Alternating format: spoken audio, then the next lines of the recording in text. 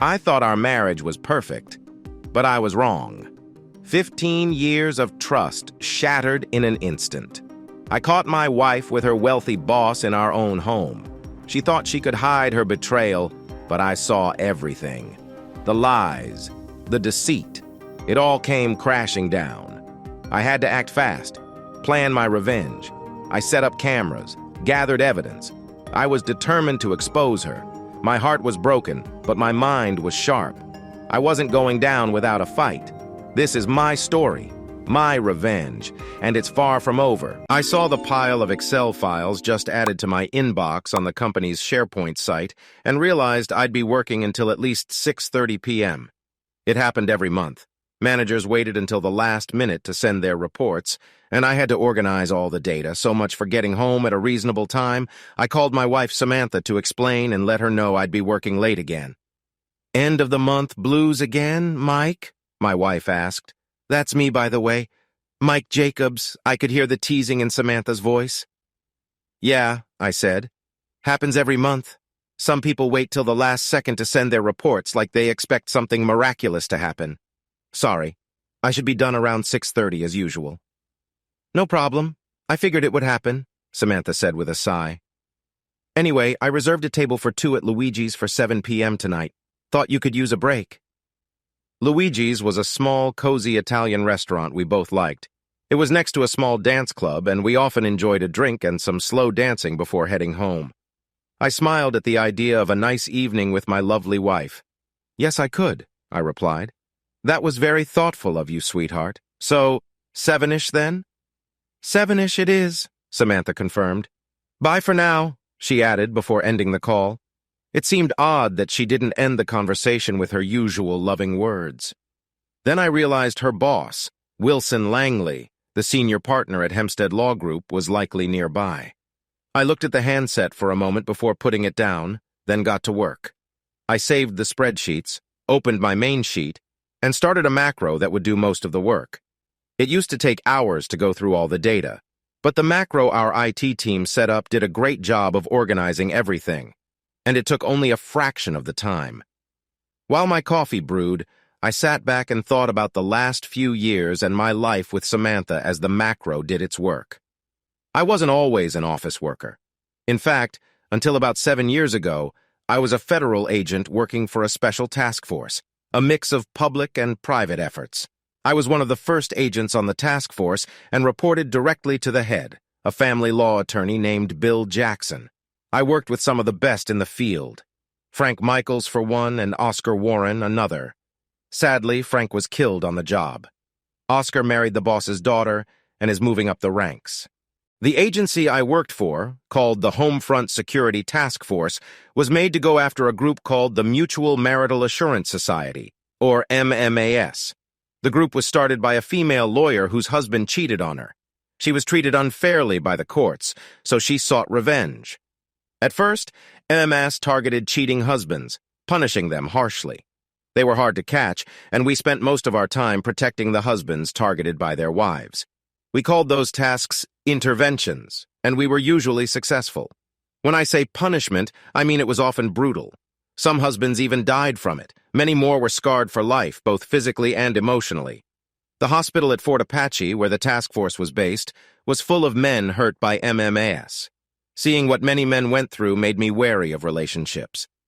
After witnessing so much pain, I avoided committed relationships. So I went from one intervention to another, doing my best to help the men assigned to me. My life changed drastically when a bullet hit my right thigh close to the knee during one of those interventions. After months of surgery and physical therapy, I could walk again with a cane.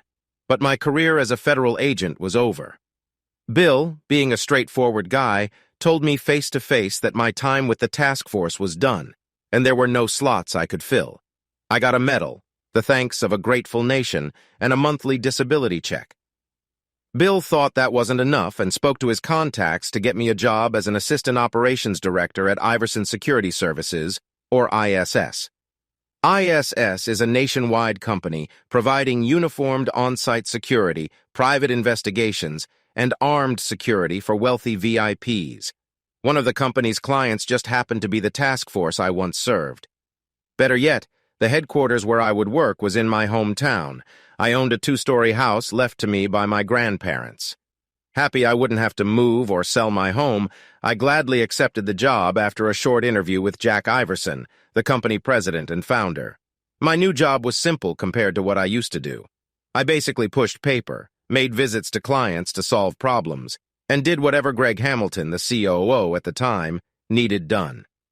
That's when I first met Samantha Green. At the time, she was an office assistant at Hempstead.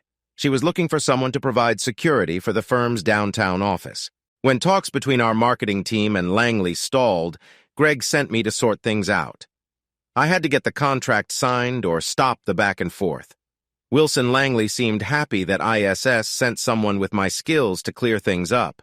I knew his game. He wanted more services for less money, like any clever businessman. So he spent weeks making tiny changes to each contract we offered.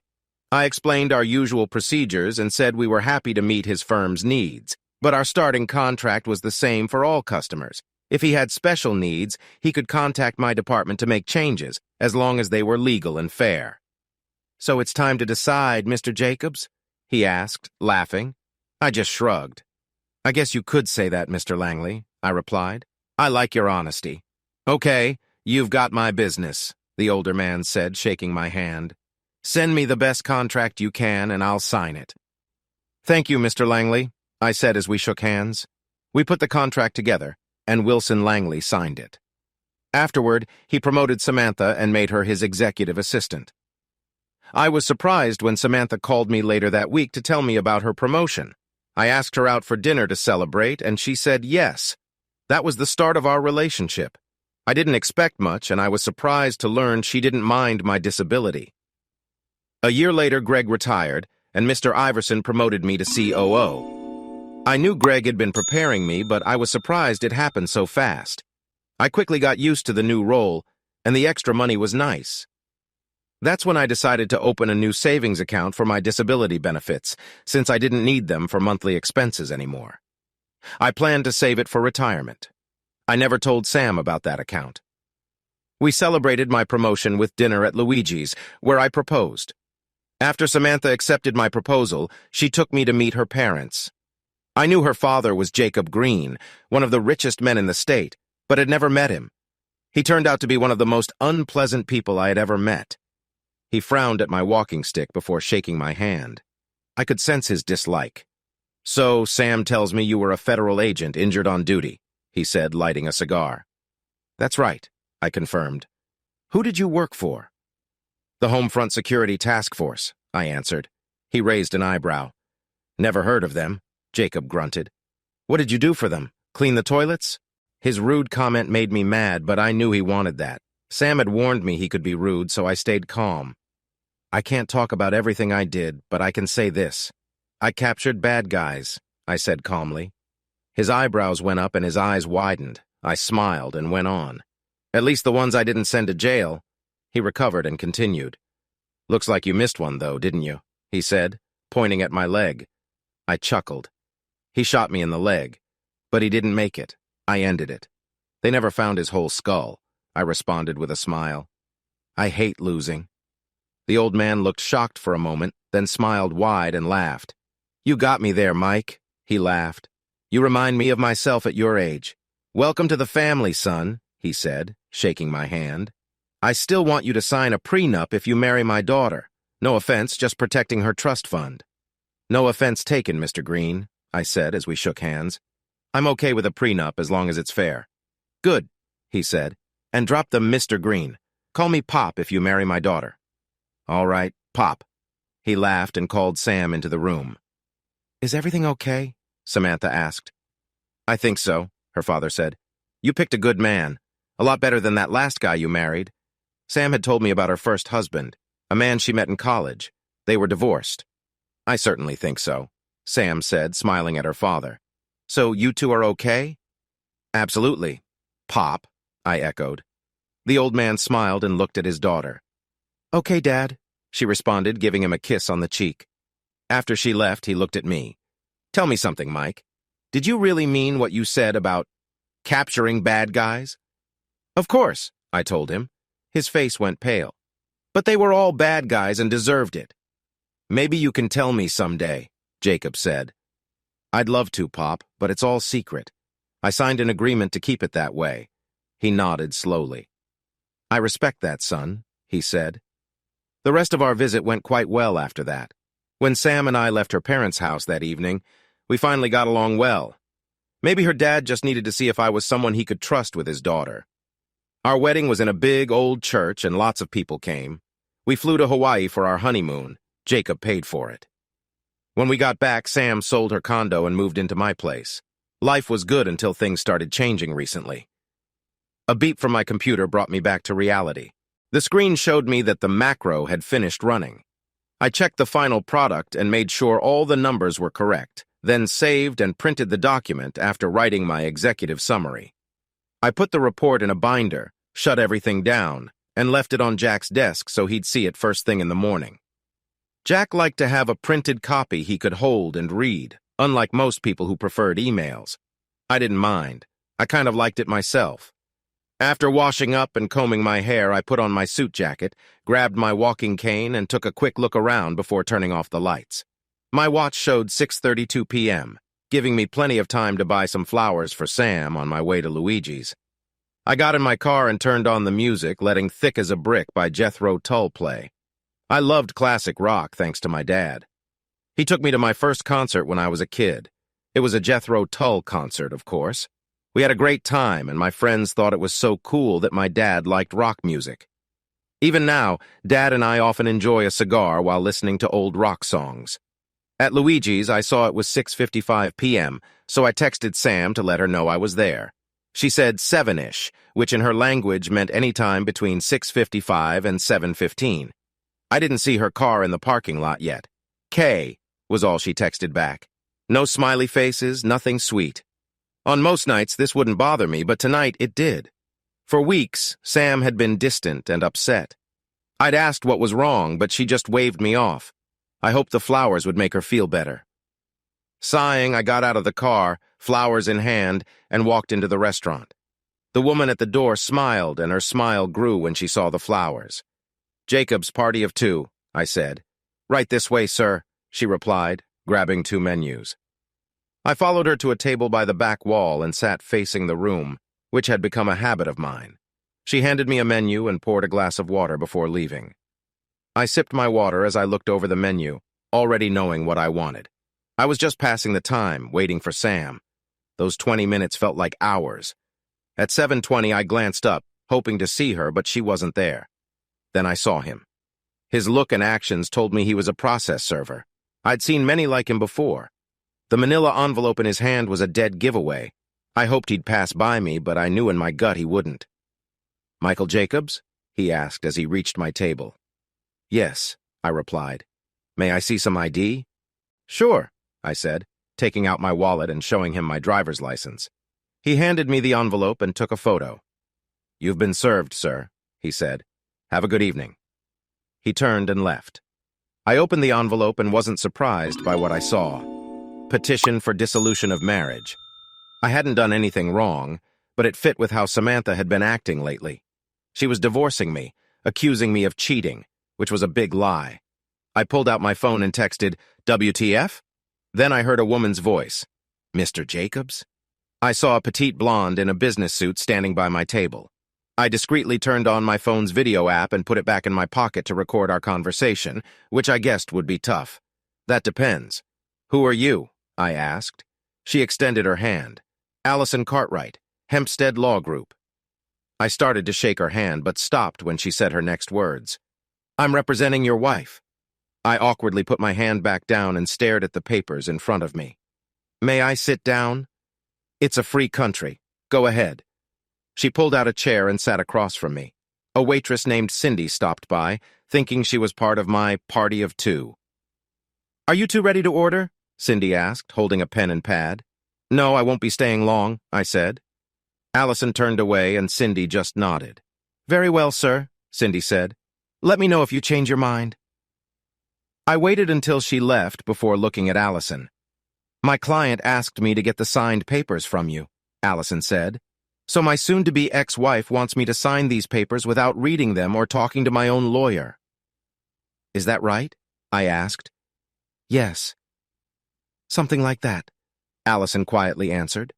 Well, you can tell her she can forget it, I said sharply. Now, if you'll excuse me, I'm going home. You'll hear from my lawyer soon. Jacobs, that won't happen, Allison said. First, my client has a restraining order against you. You can't come within 500 feet of the house. Really? And she wants the house too? Yes, she does. And I believe she deserves it. Did she tell you the house is in my name only? My grandparents gave it to me before we got married, so it's not something we both own together. No, she didn't, Allison admitted. But you still think she deserves it? After what you did, yes, Allison said. She pulled an envelope from her purse and threw it on the table. I saw pictures inside. They were of two people in bed. I already knew I wasn't in them, and I guessed she did too. But Allison kept going. Mr. Jacobs, we have proof you cheated, she said. We also have video. My client asks that if you don't sign those papers, she'll send these pictures and videos to everyone you know. Your boss, your family, your friends.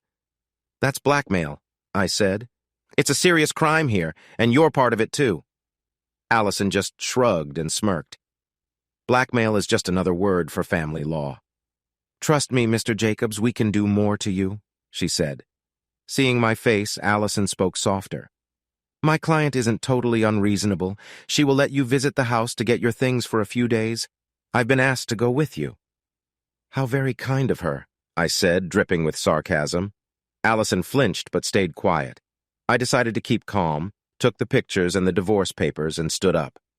Follow me if you must. I hadn't ordered anything, so I left a $20 tip for the waitress and left the restaurant as quickly as my cane allowed. Allison had a hard time keeping up. I got into my car, disconnected a video app, and drove off, not caring if Allison followed. I parked in front of the house. The garage was empty where Samantha usually parked. I sighed and looked at the house. Memories of my time in law enforcement flooded back. I remembered many husbands were attacked in their own homes, drugged and mistreated. Is that your plan for me, Sam? I asked aloud. Well, not today. I unlocked my glove box, pulled out my holstered 9mm gun, checked the chamber, and clipped it to my belt. As Allison parked by the curb, I went to the front door. I unlocked it but didn't open it fully. I put my keys away and took out my gun. Allison's face turned white at the sight. It's okay, I have a permit, I said, and I know how to use it. That's not needed, Mr. Jacobs, Allison stammered, staring at my gun. I'll decide what's needed. Ladies first. Keep your hands where I can see them and don't try anything. Give me a reason and I'll take you down. Understand? Yes, I understand, she said. I motioned with the gun for her to go in first. Good, go on. Open the door. I'll be right behind you. Allison nervously opened the door and stepped in. I followed, gun in one hand and cane in the other. My training kicked in as I turned off the alarm and looked around. No one else was here. I told Allison to stand in the middle of the room and to put her purse on the couch. Hands on your head, I ordered. She did. And remember what I said. Follow my orders exactly and you'll be fine. I checked the ground floor, making sure no one else was there. I opened the basement door, looked around, and returned to the front room.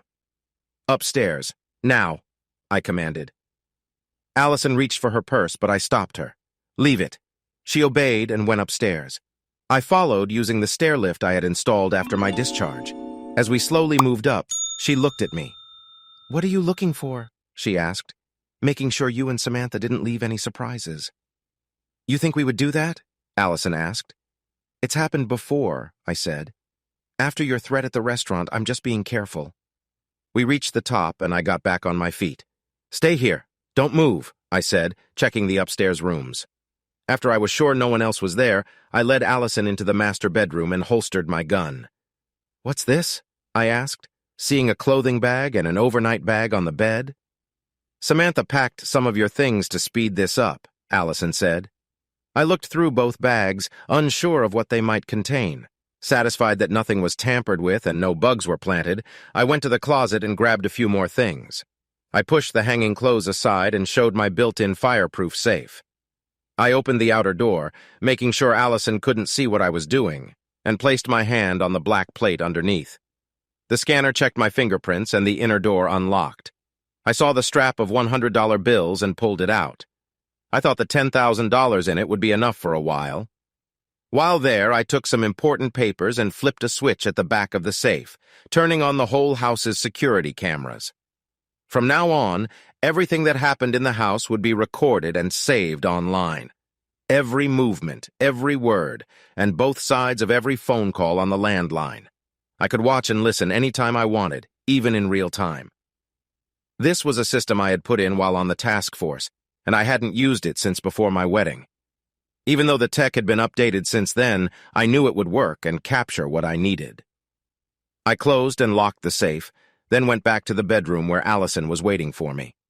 I put everything in the overnight bag, then I took off my wedding ring and tossed it on the dresser. "Are you ready now?" Allison asked. "Yeah," I told her. "Good. I'll carry your clothing bag down if you want. I know you need your left hand." "Thank you," I said coldly. We walked downstairs and I went into my home office. "I need to handle a few things before I go." "Wait here," I told her. I went into my office, my private space. Samantha rarely came in here as she had her own office, but I wasn't taking any chances. I changed the main startup password on my computer in case Samantha tried to access it. Then I unplugged the external backup drive and set it aside to take with me. I flipped a switch in the closet that activated my emergency file destruction system. Like the cameras, it had been installed while I was in the task force but had been off for the last 7 years. If anyone broke in and tried to take my files, they would find only ashes by the time the devices finished burning them. I changed the security code on the office door and double-locked it, something I hadn't done in years. Taking one last look around, I closed the door and went back to the front room where Allison was waiting for me. "Ready now?" she asked. "Let's go," I said flatly. I locked the front door and set the alarm system before closing it. Allison turned to me after putting the bag in the trunk of my car. "Just so you know, your joint account has been frozen. Samantha has already taken out her share. Don't wait too long to sign the papers. I hope to hear from your lawyer soon," she said. "Trust me, I don't know what kind of game you and Samantha are playing, but I promise you this, I will find out and there will be consequences. Just so you know, you and your client have started a war," I said. Allison's face turned pale as she heard my words. "You're now my enemies. You started it, and I don't like to lose." I drove downtown to a hotel where I knew I could get a room for a long stay at a good price even without a booking. ISS had used this hotel many times over the years, so much that they gave us a nice discount. I paid for a week's stay in cash, thinking I would be back in my house by then. I also didn't want to make it easier for them to track me, even though I thought they were already following me. The clerk was surprised to see me hand over a small pile of $100 bills, but he said nothing as he put them in the drawer and handed me a key card. A bellhop took my luggage and followed me to the room on the 11th floor. After putting everything away, I ordered dinner from the hotel's kitchen, which stayed open until midnight. Then I took out my phone and blocked Samantha's number. I knew several divorced men who had gotten into trouble by replying to texts and calls. My next step was to call my boss, Jack Iverson, to let him know what happened. "Damn, son, that's tough," old man Iverson said. "Tell you what, I'll call Alice Hawkins and see if I can get you to see her first thing in the morning. I'll text you when I finish talking to her." "Thanks, boss. I appreciate that," I told him as we ended the call. Alice Hawkins is a family law lawyer who really dislikes cheaters. I got a text from Jack about 30 minutes later confirming my 9:30 a.m. appointment with Alice. He also offered me the company's private detective services for free. I accepted and sent a thank you text back. I took my laptop and set it up, connecting to the hotel's Wi-Fi. I first checked our joint account and it was frozen, but not before Samantha had taken nearly 80% of it. Our joint credit cards were paid off and canceled, and our joint savings account was also mostly gone. Luckily, all the monthly bills had already been paid. I logged into my disability account, which was at a different bank. I was relieved to see it was still there. I now felt justified in not telling Samantha about that account. I next logged into my home surveillance system and saw there were 2 videos saved. I pulled up the first one and saw Samantha and Allison coming into the house. A man in a well-fitted suit was with Samantha. Interesting, I thought. Looking at the timestamp, I realized this happened shortly after I left. Well, how did it go? Did he sign the papers? Samantha asked after they were all inside the front room. No, Allison said. I told you he probably wouldn't answer. Legally, he has 30 days to respond. By the way, why didn't you tell me he had a gun? A gun? Seriously? Yes, Samantha, that's what armed means, Allison said with sarcasm. I was never so scared, she added. He used to be a federal agent, Samantha explained quietly. He got shot on duty. That's why he uses a cane. I know he has a permit to carry a concealed weapon. Fantastic, Allison replied. You could have told me sooner. Wait, the man interrupted. Are you saying he pulled a gun on you? Yes, Allison said. He checked every room like he expected someone here. Who did he work for? Do you know? Not exactly, Samantha admitted. He was on some task force. He didn't talk much about it. He once told my dad he had to kill people or put them in jail. Task force? Interesting. I'll look into that, Allison mused. Great, the man said. A crazy ex-agent with a gun. What do you think he'll do when he finds out the truth? Calm down. He won't do anything, Allison assured him. Yes, he's mad, and honestly, he has a reason to be. But he's smart. He won't find out everything. Samantha, one more thing. What? Samantha asked. Why didn't you tell me this was his house before you got married? I thought it didn't matter, Samantha responded. Why? Why? Are you serious? Legally, you might not have rights to this place in a divorce? But you said I deserved it. And I meant it. But now my job is much harder, Allison snapped. So, do we set him up now? The man asked. I've got a thumb drive full of images and video. I can put it on his computer. He'll be in jail before he knows it. Put that away, Allison ordered. We're not there yet. Plus, he took his backup drive and locked his office door. I think he changed the security code, too. So? The man asked. Give me a tire iron. I can break the door. Plus, Sam gave me the password to his computer. Don't even think about it, Allison warned, her face red. We have to be careful. Don't do anything rash. Hear me? Give me some time to think. I'll find out more about your husband, Samantha. I have federal contacts. In the meantime, stay calm. And don't do anything stupid, Alan. I'm still senior to you. Got it? I hear you, the man said quietly. At least now I knew his name. And I knew just how far they would go to set me up. But why? Allison left the house, and the video ended as Samantha and Alan went upstairs. The next video showed them in the master bedroom. Alan took off his jacket and tie, throwing them on my chair. He took off more clothes while Samantha undressed. When she was naked, he held her. Come on, Sam. Let's get under the covers and relax, he said with a smile. Samantha smiled back. Why not? She said. After all, this will be our bedroom soon. We should get used to it. She saw my ring on the dresser. Oh, look! Mikey left his wedding ring. How nice. Maybe I can pawn it with his other stuff. They both laughed. She tossed the ring back and returned to the bed. Which side is mine? Alan asked. Samantha pointed to the side near the door. That side, she told him. Alan got into bed. Samantha followed, climbing on top of him. This is nice, not worrying about my weight hurting your leg. Talk about devastating. This was the first time she mentioned my leg bothering her. It didn't usually hurt unless she sat on it too long, but I never told her. I thought my injury didn't bother her. Yeah, old Mikey's a cripple, Alan sneered. Well, I'm in great shape, he said, pulling her closer. Samantha giggled and moved on top of him. This is so much better, she said. Alan adjusted his position to match her movements. Oh yeah, that's it, Samantha sighed. I couldn't watch anymore. I felt sick and rushed to the bathroom. After throwing up in the toilet, I washed my face and counted to 10, taking deep breaths. I couldn't believe what I had just seen. The only woman I had ever truly loved betrayed our wedding vows, and she did it in the bed we had shared for years. I wondered if I ever really knew her. After calming down, I went back to the room and looked through the photos Allison had given me. Each photo had a date and time stamp in the lower right corner and a location: Dallas, Texas. I pulled up my calendar on my laptop.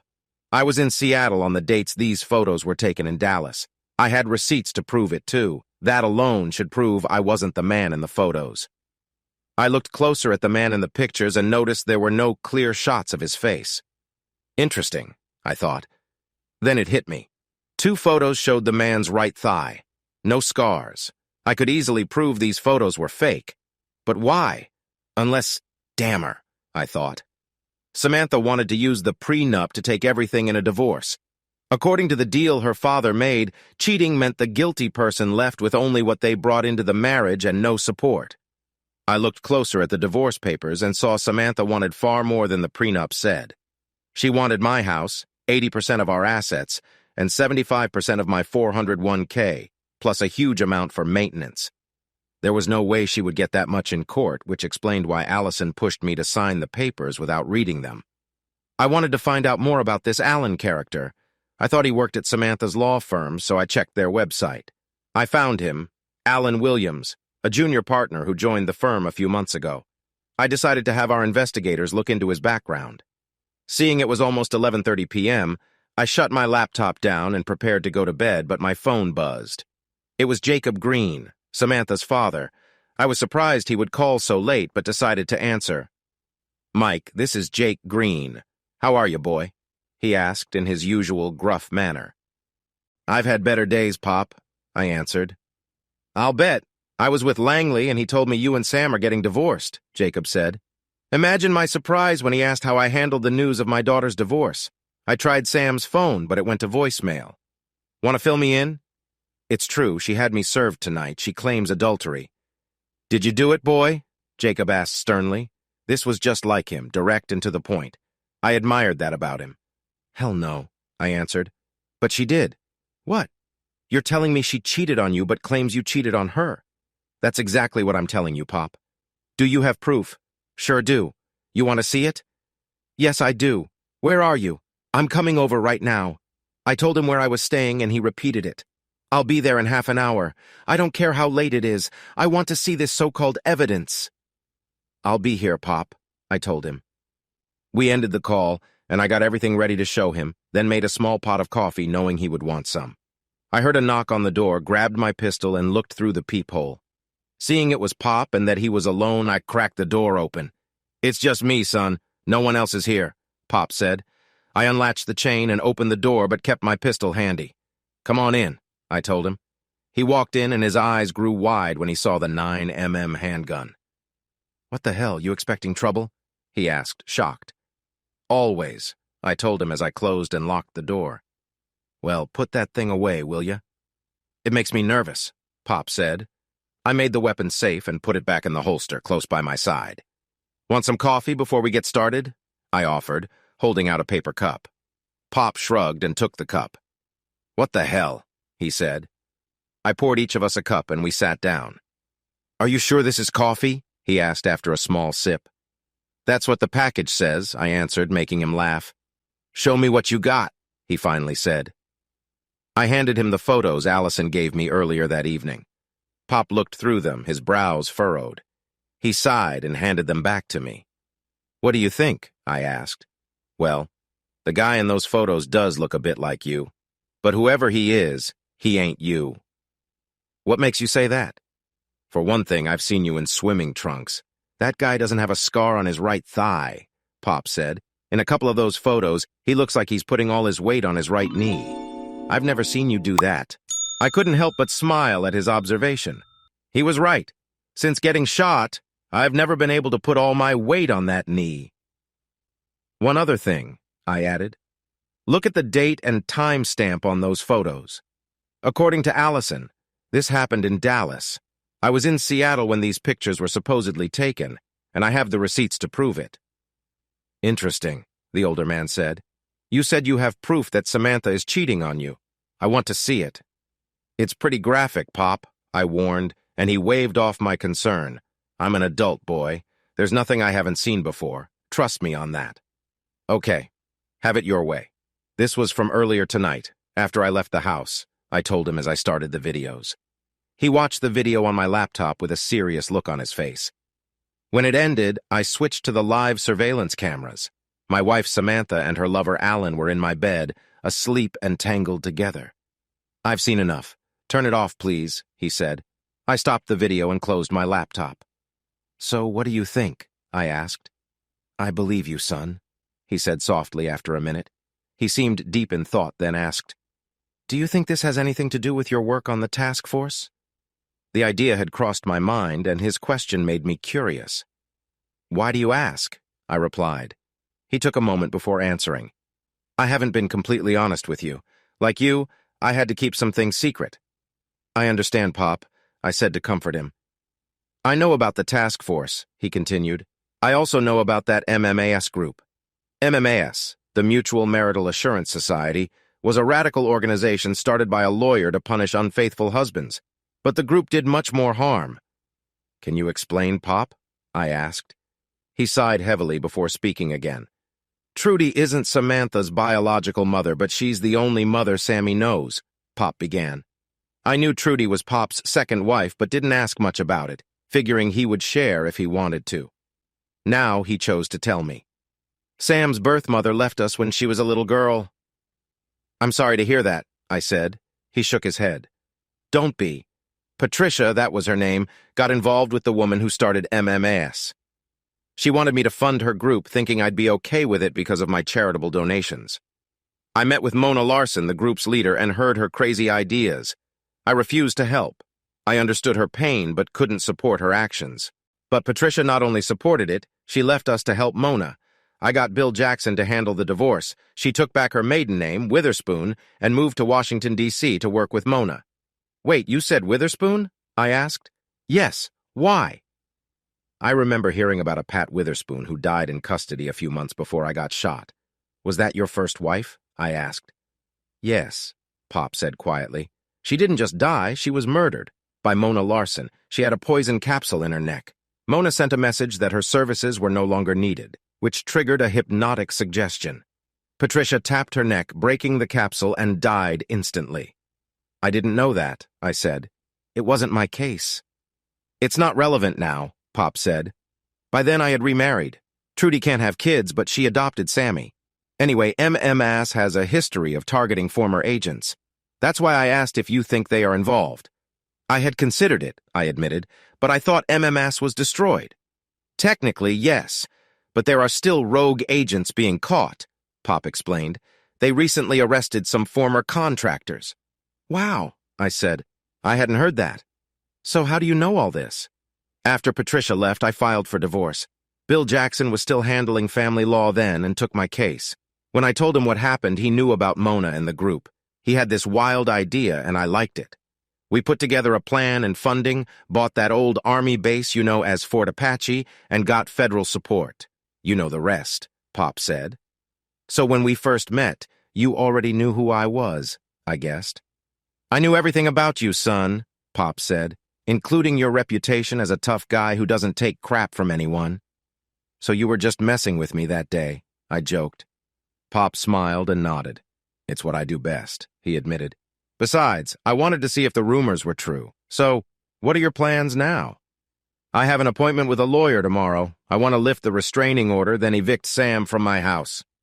Restraining order? Pop asked, stunned. She filed a restraining order? Yeah, can you believe it? Then I'm counterfiling for adultery. I'll also invoke the prenuptial you had us sign. I plan to ensure someone ends up in jail. Jail? Pop asked. Yes. Last I checked, extortion, conspiracy, and perjury are still illegal. So is making fake evidence. Things may have changed, but not that much. Pop laughed at that. Good luck. Just do me one favor, please, Pop said. What's that? Do what you need to do, but try not to hurt Sammy too much, he begged softly. I nodded, understanding his concern. I'll try my best, I promised. But I do have some questions if you don't mind. Sure, go ahead. What can you tell me about Sam's first husband? I asked. I had never questioned Samantha about him, figuring it was in the past. Pop sighed and nodded. His name is Alvin Morrison. He's an accountant. Last I heard, he worked for a finance company downtown. He and Sam met in college and got married after they graduated. Seemed like a nice enough guy. Bit of a weakling, though, if you ask me, Pop said. What happened? I asked. Sam says he cheated on her, Pop answered. She threw him out and filed for divorce based on their prenup. I never heard from him again.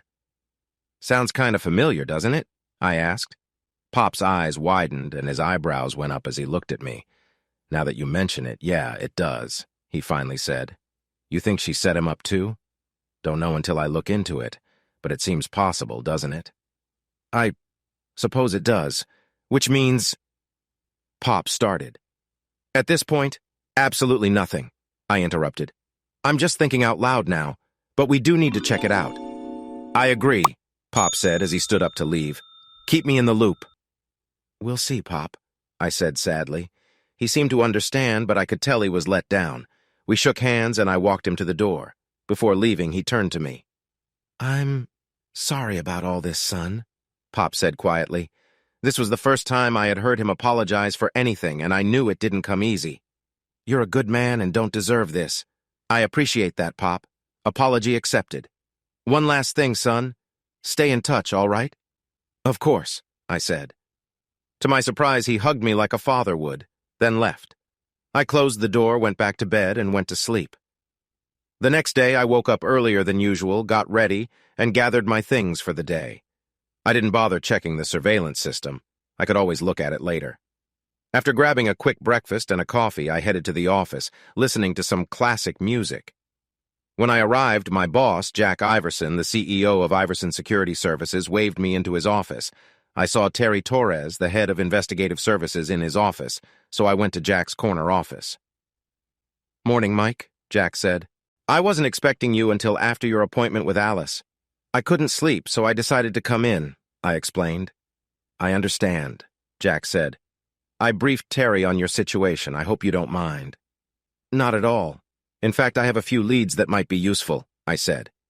Oh? Terry asked. I learned last night that the man Samantha is seeing is Alan Williams, a partner with the Hempstead Law Group. I couldn't print a picture, but he's on their website. If that doesn't work, you can Google jerk. Maybe you can get a picture there. Both men laughed at that. That's a start. Anything else? Terry asked. Yeah. Can you find an Alvin Morrison? I believe he works for a finance company here in town, I said. And who is he exactly? Terry asked. He's Samantha's first husband. I want to know everything about their divorce. It should be a public record, so it'll be easy to check. I'd appreciate it if you could also verify his job. If he's in town, that should be easy to do, Terry said. Just curious, though. What are your intentions? I'd like to talk to him about his divorce. I have a feeling this isn't the first time Samantha's done this, I said. Terry nodded and made notes. One other thing. I need to know everything you can find out about these photos, I said, handing Terry one of the pictures from the envelope I got the previous day. Damn. You don't ask for much, do you, boss? Terry asked, sarcastically, looking at the photo. Jack looked at it after Terry handed it over. You weren't even in Dallas when this was taken, Jack observed. Assuming the date stamp is correct? Nope, I wasn't, I replied. The photo could take some time, but I should have some answers on the rest by the end of the day, Terry told me. Don't worry, Mike. I'll get my best people on this and forward whatever we find to you and Alice. Thanks, Terry, I really appreciate that, I said. I owe you. He smiled at that. Buy me a cold drink and we'll call it even, he joked. Well, I better get to it. I'll be in touch. Thanks, Terry, Jack said as Terry left. I echoed the sentiment and Jack signaled for me to close the door. He looked concerned before speaking. You think this might be a rogue MMAS operation, Mike? You know how those folks are about getting revenge, he said. I don't know, Jack. I thought that at first, but I'm not sure. I did learn one interesting thing, though. What's that? Jack asked. Samantha's birth mother was Pat Witherspoon, one of MMAS's top field operatives. That is interesting. She's been dead for quite a while now, from what I heard. Tell you what, I'll reach out to Bill Jackson and Oscar Warren and see if they've heard anything.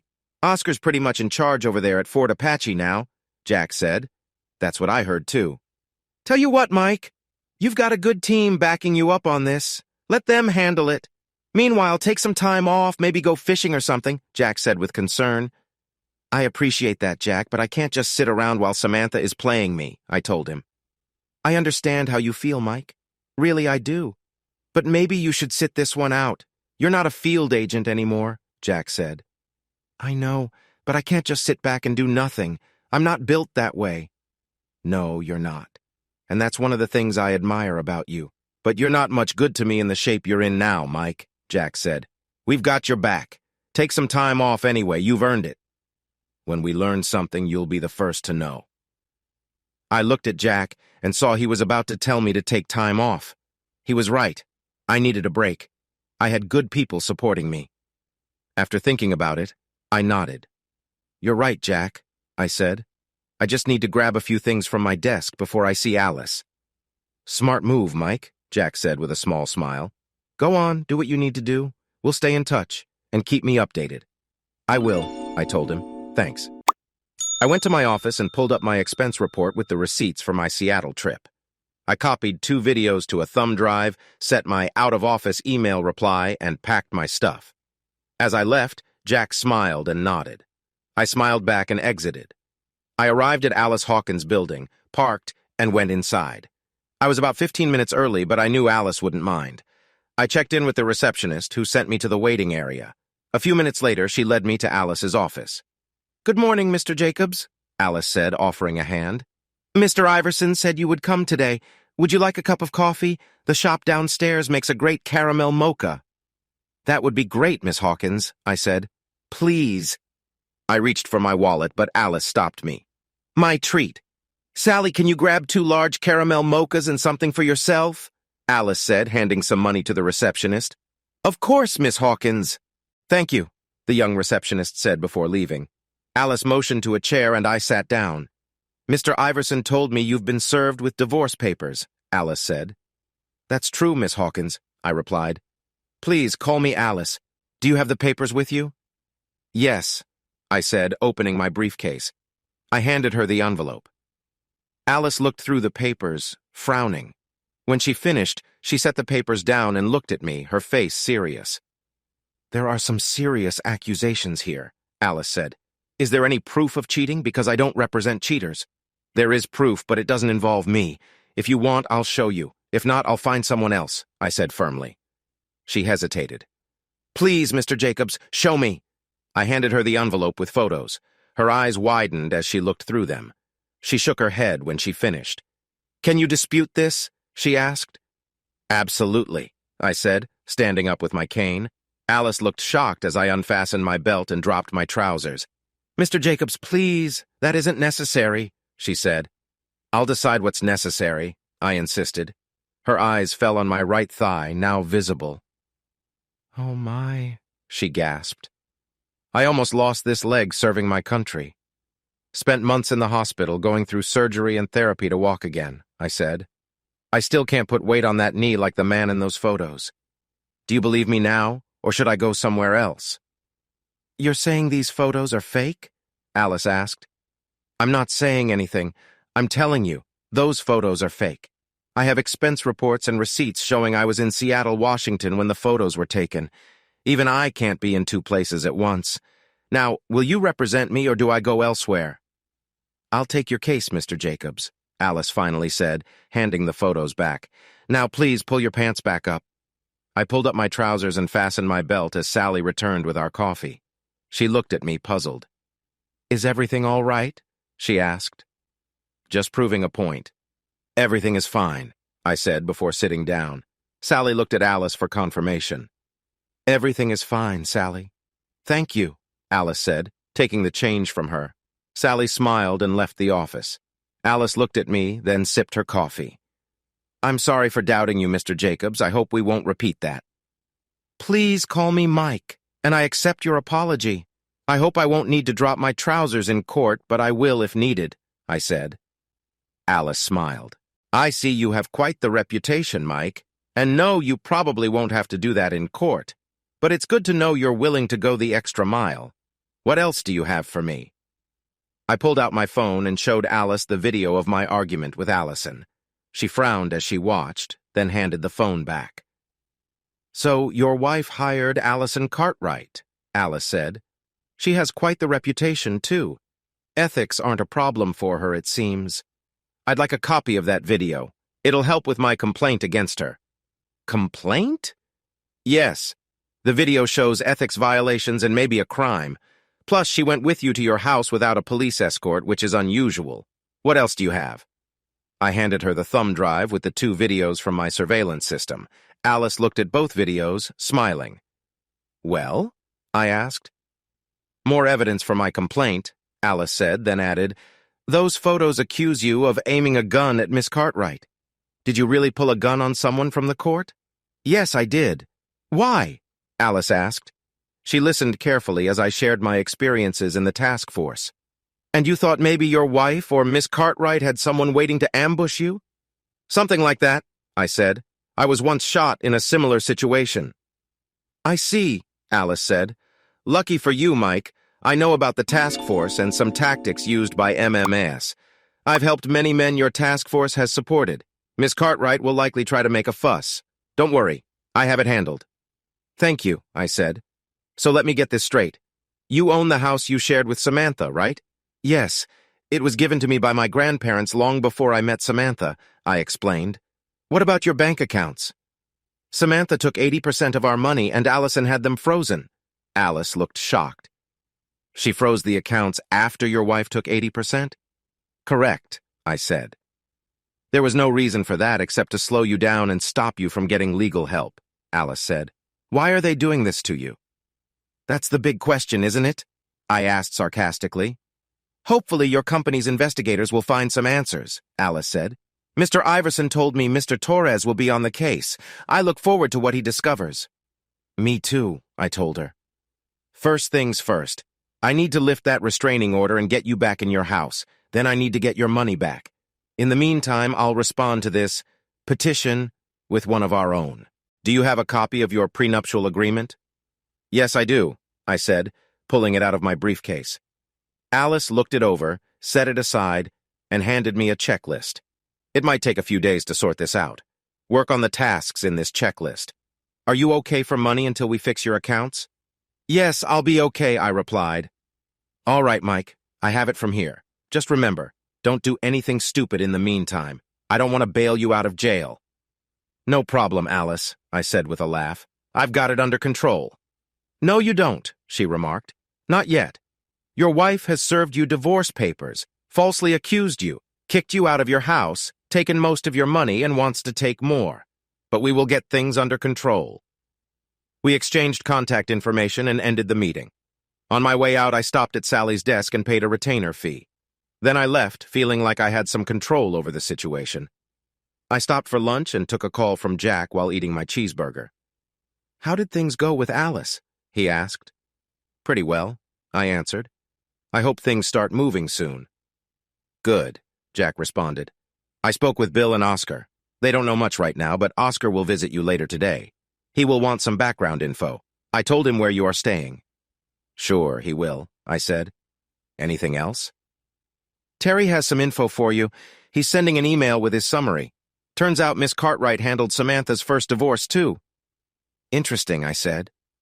I thought you'd say that, Jack said. I can hear the TV in the background. Are you at that new sports bar? Yeah, enjoying a mega cheeseburger, I told him. Not bad, actually. Maybe I'll try it sometime, Jack said. Take care and don't let me see you tomorrow, got it? Got it, boss, I replied. Good. Nice job on that report. Things are looking up in the West. Thanks, I noticed too. All right, talk to you soon, Mike. We ended the call and I went back to my burger. My phone buzzed. It was a text from Terry. Alvin Morrison, financial planner, Tri-States Financial Services, with an address and phone number. I replied, Thanks, that was fast. We're the best, boss, he replied. I gave a thumbs-up emoji and called Alvin's number. To my surprise, he answered right away. Thank you for calling Tri-States Financial Services, the best in the business. I'm Alvin Morrison. How can I help you today? I was surprised. It sounded like a recording, but it was a person. Hi, I'm Mike Jacobs. I'd like to meet with you soon, I said. Sure, Mr. Jacobs. I have an opening at 1 p.m. Does that work for you? I checked my watch. It was a bit tight, but doable. Yes, that works. See you at 1 p.m. Thanks, I said. Looking forward to it, Mr. Jacobs, Alvin said cheerfully before ending the call. I did a quick search on how much financial planners charge per hour, making a mental note. I had no plan to buy any services just yet, but I would pay him for his time and the information he could give me. Wrapping up my lunch, I headed out to my car. As I drove away, I heard a line from an old Tull song on the radio. The witch's promise was coming. Believing he listened while laughing, you flew. You got that right, Ian, I said to myself. I reached the building where Alvin worked, parked my car, and went inside. I introduced myself to the receptionist, who took me to Alvin's office. He was a tall, thin man, a bit younger than me, dressed in a business suit. He stood up, smiled, and shook my hand. "Good afternoon, Mr. Jacobs," he greeted me. "Would you like a cup of coffee?" "Sure," I replied, sitting down. The receptionist took my coffee order and came back with a steaming mug. I thanked her and took a sip. It was good. "So, Mr. Jacobs, what brings you here today? Are you looking to invest or set up a retirement plan? We have great packages, and I can ensure you a good return on your investment," Alvin said, smiling the whole time. I wondered if he ever stopped smiling. "Please, call me Mike," I said, trying to make things more friendly. "Okay, Mike. Feel free to call me Alvin," he said, still smiling. "Thanks, Alvin," I answered. "I'm not here to buy anything. I need to ask you about your divorce from Samantha Green." Alvin's smile vanished and his face turned serious. "I'm sorry, Mr. Jacobs, but I can't talk about that. I think you should leave now," Alvin said coldly. I took out a small stack of $100 bills from my pocket and counted 3 bills in front of him. His eyes widened. "I know this is hard for you, Alvin. I want to pay you for your time and any information you can give me. I believe financial planners here make about $40 an hour. I'm offering you $300 for an hour," I said, holding the 3 $100 bills. I could see him thinking it over. Then he softened a bit. "That's very generous of you, Mike," he finally said. "Just one question before I decide whether to take your offer." "Anything," I told him. "Are you a private investigator or a cop?" "No, Alvin, I'm not. I used to be a federal agent, but that was a long time ago. Before this," I said, pointing to my leg. He looked at my leg and the cane, then nodded. "All right," he said. "I accept your offer." I handed him the money. "Thank you." "You're welcome. Mind if I record our talk? I want to make sure I get everything right." "That's fine," he said, shrugging. I took out my phone and started the recorder. "Interview with Alvin Morrison," I said into the recorder, including the date and time. "So, Alvin, what can you tell me?" "Not much to tell," he began. "I met Samantha in college. We had a few classes together, and I liked her. We dated, fell in love, and got married right after college. She introduced me to her father." "Jacob Green?" I asked. "Yes. He didn't like me from the start. I knew he was rich, but I didn't think he would be so blunt. He used a lot of bad words," Alvin recalled. "Everything was fine for about 5 years. We talked about having kids and buying a house, the usual stuff young couples talk about. One day I came home and saw her with another woman at the kitchen table. I thought she was a friend from the law firm where Samantha worked." "Hempstead?" I asked. Alvin nodded. "Yes, that one." Anyway, I walked in and said hello. The other woman handed me an envelope and said I was served. I saw that Samantha was accusing me of cheating. "Did you ever cheat on her?" "No, never. I loved Samantha with all my heart. I know I'm not the most handsome guy or the strongest, but I loved her and would never hurt her." "Did they have proof?" I asked. Samantha's attorney handed me a smaller envelope with photos. She said there were more photos and a video. She threatened to send them to my friends, family, and co-workers unless I signed the papers right then. Of course, I refused to sign until I saw a lawyer. Samantha had a restraining order and said I had to leave immediately. She even had some of my things packed. Her lawyer also threatened to use other evidence against me if I didn't sign. I left and tried to check into a motel, but none of my credit cards worked. That's when I found out that Samantha emptied our bank accounts. We had over $100,000 saved up, but it was all gone. I stayed with my parents. They loaned me enough money to see a lawyer, but he was no help. I went back to our place to get more of my stuff and try to talk to Samantha. I forgot about the restraining order. She was in bed with some guy when I got there. I lost it and went after him. He was much bigger than me and beat me up badly. I had to be taken to the hospital. When I woke up, I was handcuffed to the bed. They told me I was under arrest for breaking the restraining order and possession of child pornography. I was taken straight to jail after leaving the hospital. The detective found out that the pictures on my phone were added after I was knocked out, so they dropped the charges. But the damage was done. I lost my job, and my life fell apart. What about the charge for breaking the restraining order? That was fake, too. There was no real restraining order. The paper Samantha's lawyer gave me was never filed in court, but I still spent a weekend in jail, Alvin said, spitting out the words. What happened then? They ruined me as much as they could, Alvin hissed. By the end, I had nothing. No money, no job, but I still had to pay maintenance and the condo mortgage. I took any job just to get by. Now, I'm starting to see some hope. Do you still have the pictures they claimed showed you cheating? I asked. Yes, I do, Alvin replied, opening his briefcase. He pulled out a small, worn envelope and handed it to me. You keep them in your briefcase? I asked, surprised. I live with my parents, and I'd be embarrassed if they saw them. I always mean to throw them out, but I haven't yet. I nodded and looked through the pictures. What I saw shocked me. The background and poses were just like the photos Allison showed me. Even the woman looked the same. Only two things were different. The date and timestamps, and the man in the photos was shorter and thinner. Other than that, the pictures looked the same. Can I keep these for a while? I know someone who can look at them closely. You can keep them, Alvin said. Thanks, I said. Have you thought about taking legal action against your ex-wife and her lawyer? I talked to a few lawyers, but they said they couldn't help. I didn't have enough money for their fees. I see. How are you doing now? I was a wreck for years. I haven't dated anyone since. It's hard to trust people now, and I'm still in debt. At least you don't have to pay alimony or the mortgage anymore, I said, trying to give him hope. But Alvin looked confused and shocked. What are you talking about? He asked. I've been paying her almost $3,000 a month for nearly 8 years. I still have over 2 years of alimony and 18 years on the mortgage. Didn't anyone tell you that Samantha remarried 6 years ago and sold the condo around the same time? I asked. No, Alvin said, shaking his head. No one told me. Her lawyer had the money taken right from my pay. I quickly did the math. Samantha owed him more than $210,000. There's more to this, I thought. Terry would need to check Samantha's financial records. She likely had a lot of money somewhere. Maybe she was sharing the money she took from Alvin with Allison. Can you ask your HR department where the money is going? I asked. I'll ask, Alvin said. What if they won't tell me? Then I'll ask my lawyer to get a court order for that information. This sounds very shady. I'm not a lawyer, Alvin, but you might have a strong case against your ex-wife and her lawyer.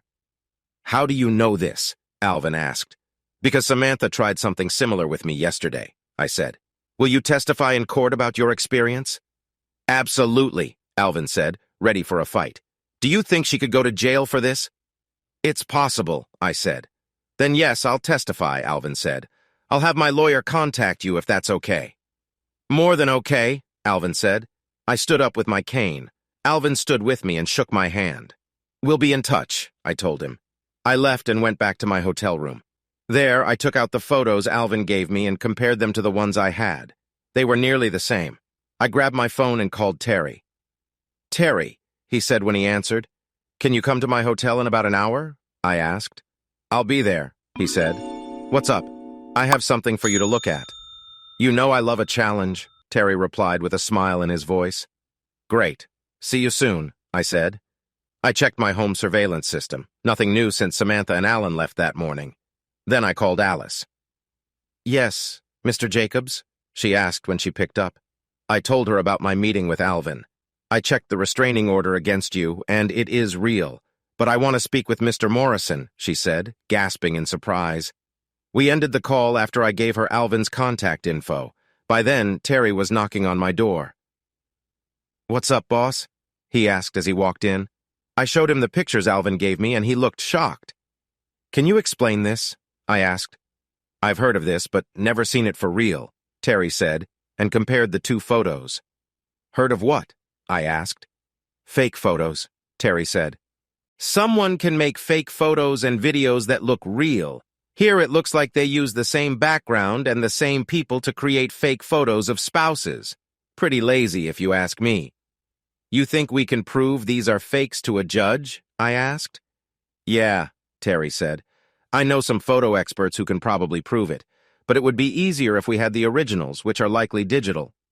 All right, take a couple from each batch and see what you can find, I told him. Anything else? Yeah, I looked into Williams for you. He joined Hempstead not too long ago from New York. He's married with 2 kids. Terry showed me a family portrait. There he was. Alan, a pretty blonde woman, and two good-looking young children, probably not more than 7 years old.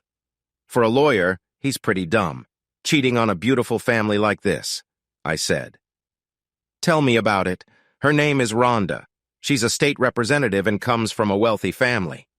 Which means she's still in New York, and I'll bet there's a prenup involved, I said. Yep, on both counts, Terry said. I couldn't help but smile. Oh yeah, Alan Williams would pay dearly.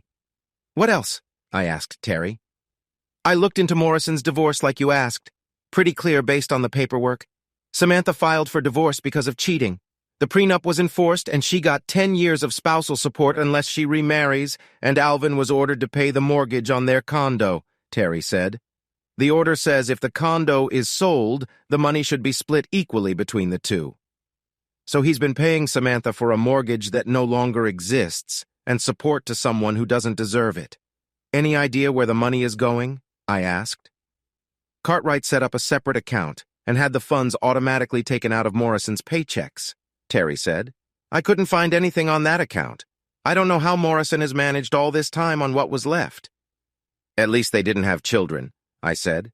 If I can get you the account information, can you look into it, find out how much she's got in it? Of course, but it may take a court order or a subpoena to get any details, Terry explained. Do what you have to do. Get with Alice if you need something legal. I assume you've already told her all this. I have, Terry said. And I'm sure you have people watching Samantha? Of course, Terry said. You know they have people watching you as well? I figured that, I admitted. I don't care. Let them waste their time and money following me. Terry chuckled at that. Well, I'd better get back to it. I'll send you an email with what I've found so far, he said. Sounds good. I look forward to your report, I told him as I shook his hand. And good work, Terry. He smiled at the compliment. Thanks, boss. That means a lot, he said. I noticed the extra spring in his step as he left the room and smiled. Terry was a good man, and I meant what I said. I sat down at my laptop and logged into the home surveillance system, but there wasn't anything new. So I sat back on the bed, watched TV, and thought about my next steps. I hated not being able to do anything but wait on other people. I had always been the one to take charge, and this waiting was killing me. Sometime later, I heard a knock at the door. I grabbed my pistol and cane, got off the bed, and went to the door. Who's there? I called out. Oscar Warren, a man's voice said from the other side. I looked through the peephole and saw him holding up his credentials. Proby? Is that really you? That's Special Agent Proby to you, Mr. Jacobs, Oscar said with a smile. I cracked the door and saw his smiling face. He looked a bit older, but still in good shape. I opened the door and let him in. Good to see you, Oscar, I said, lowering the pistol. Good to see you too, you old dog, he laughed. Do you remember how to make that thing safe? I chuckled at that. I think I can manage. Looks like they'll make anyone a special agent these days, I joked. Well, technically, I'm actually a deputy assistant special agent in charge, but special agent is fine, so I hear you're a big-time executive now. Yeah, so they tell me, I quipped. So what brings you out here from Fort Apache? Pat Witherspoon, Oscar replied. I hadn't heard that name in ages. You know, she was the one who turned my first wife, the one who told me what my punishment would be if I ever cheated on Renee. She died in my custody when Mona Larson played her little mind trick. All these years, I never knew she was Jake Green's ex-wife, and here you are, married to her daughter. I had no idea, I told him. No, of course you didn't. None of us knew her family ties at the time, Oscar said. We ended up cremating her body after the autopsy. No one even claimed her body. Kinda sad, don't you think? Given who she was with, all the pain and suffering she caused, no, I don't. As far as I'm concerned, she was the one who killed Renee with her drugs and her games, Oscar said bitterly. And I still have a hospital full of her victims. Men who might never heal from the pain and torture Pat's guys caused them. You were there, Mike. You saw it all. Remember when you got shot by one of them? I'll never forget, I said softly. Do you think her daughter is following her mom's path? Oscar asked. I'm not sure. She doesn't exactly match the type. A lot of the old types don't fit anymore, Mike. Things have changed. They don't use the term MMS now. They call it sisterhood. Have you ever heard Samantha or her lawyer use that word? No, never, I said. Tell me if you do, okay? Oscar asked. Sure, I said. Like I said, Samantha doesn't seem to fit the old type. But her lawyer, Allison Cartwright, she might. Cartwright. I don't remember that name, Oscar said, thinking. I'll get Wiseman and his team to look into it. He's still with the task force? Oh, yeah, Oscar said with enthusiasm. That is when he and his wife aren't scaring off guys who flirt with her. I think Amy's been hit on by almost every manager at her work. I laughed at that. I had met Ron Wiseman before and saw him and his wife use their wheel of death. He even showed me a few knife tricks. Like Mr. T said, I pitied the fools who tried to flirt with Amy. So what's happening? Anything new since I talked to your boss? Oscar asked, and I told him what I had learned since this morning. He was very interested when I mentioned the photos. I wonder if Cartwright has done this to others besides you and Morrison, Oscar said. I'll tell Wiseman. This sounds like a crime or two. Maybe not enough for the task force, but someone might go to jail. I'll get Wiseman on it and let you know. Thanks, Oscar. I appreciate it a lot, I said. What are friends for? Oscar replied with a smile. Well, I need to go. Rita's making a pot roast, and I'll be in big trouble if I'm not home for dinner. That's right. You married the boss's daughter. I noticed you've gained a few pounds since the last time I saw you. How are things going? Great, Oscar said. I haven't been this happy in years. Well, give my best to her and the kids, I told him. I will, Mike. Thanks, Oscar said as he stood up. No, thank you, my friend, I told him as we shook hands. I walked him to the door and we said our goodbyes. I looked at the time and decided to get some dinner, so I took my cane and went to the restaurant downstairs. After a nice steak, I bought a cigar from the gift shop, sat by the pool with a drink, and relaxed. I returned to my room a couple of hours later feeling somewhat relaxed. After checking the time, I figured Samantha would be home, so I freshened up, turned on my laptop, and logged into my home surveillance system. Sam had just walked into the house with Alan and Allison. So what's so important that you couldn't tell me at the office? Samantha asked Allison. I got a report from the private investigator. Your husband went to see Alice Hawkins this morning, Allison told her. So? He went to see a lawyer. We knew he would. You don't get it, Samantha. Alice is tough, and the first thing she'll do is cancel that restraining order. And knowing her, she'll be out for blood. There's more. Mike talked to your ex-husband this afternoon, Allison said. I saw Samantha's face turn pale. What do you think Alvin told him? Samantha asked, now worried. My guess is everything, Allison said. And if your husband figures it out, we could be in big trouble. There's more. My contact told me Mike was part of something called the Homefront Security Task Force. A real tough guy. He wasn't joking when he told your father he killed people, she added, causing Samantha to recoil. He even got several medals for his work, Allison continued. The PI also said he was visited today by one of his old colleagues, Oscar Warren. I don't know what they talked about, but I have a good guess. Why is that so important? Samantha asked, still confused. If your husband has the help of a serious government team that handles family issues, we're in big trouble, Allison said. Maybe it's time to set Mike up, Alan said. I still have that drive with lots of bad stuff on it. Can you imagine what'll happen if they find child porn on his computer? Forget it, Alan, Allison said. It's too late to plant anything on his computer now. He hasn't used it for almost 24 hours. An expert would see through that quickly. All right, then I'll email it to him, Alan said. That might work, Allison said, but be very careful. Make sure it can't be traced back to your computer. What about the account? Samantha asked. There's a lot of money in that account. I'll handle that, Allison said. What if all this doesn't work? Samantha asked, fear showing on her face. We have too much to lose here. If this doesn't work and if we can't control Mike, we'll have to make sure he has an accident. One he doesn't survive, Allison said firmly. Do you understand what I'm saying? Samantha slowly nodded, understanding what Allison meant. And do you understand, Alan? Yeah, I get it, he said. I understood too. The three of them planned to kill me if everything else failed. The woman I had promised my life and love to had just agreed to see me dead. All for the love of money. She, of all people, should have known that I don't like losing an argument, and I wasn't going to lose this one. I took out my phone and made my first call to Ryan Harper, an old friend of mine in the FBI. Special Agent Harper, he answered. Ryan, it's Mike Jacobs, I said. How'd you like an exclusive? Mike, you sly dog. I was just thinking about you, Ryan replied. What's this exclusive you got? Conspiracy to murder and extort, for starters, I said. Oh yeah? Who's the target? Me? You? Are you sure? Ryan asked, surprised. Absolutely, I replied. I have them on video. Want me to send it to you? Send it now, and I'll call Sheriff Pratt. We're old friends. You have my email, right? Yes, I do. Thanks, Ryan, I appreciate it, I said, getting ready to send the video. I typed the email and hit send. It's on its way now. I got it, Ryan said a moment later. I could hear the video playing. Wow! I can't believe Samantha would do that to you. Hang on, let me call the sheriff. I heard him talking on another phone, then he came back. Okay, Sheriff Pratt is sending someone to your place now. What's going on?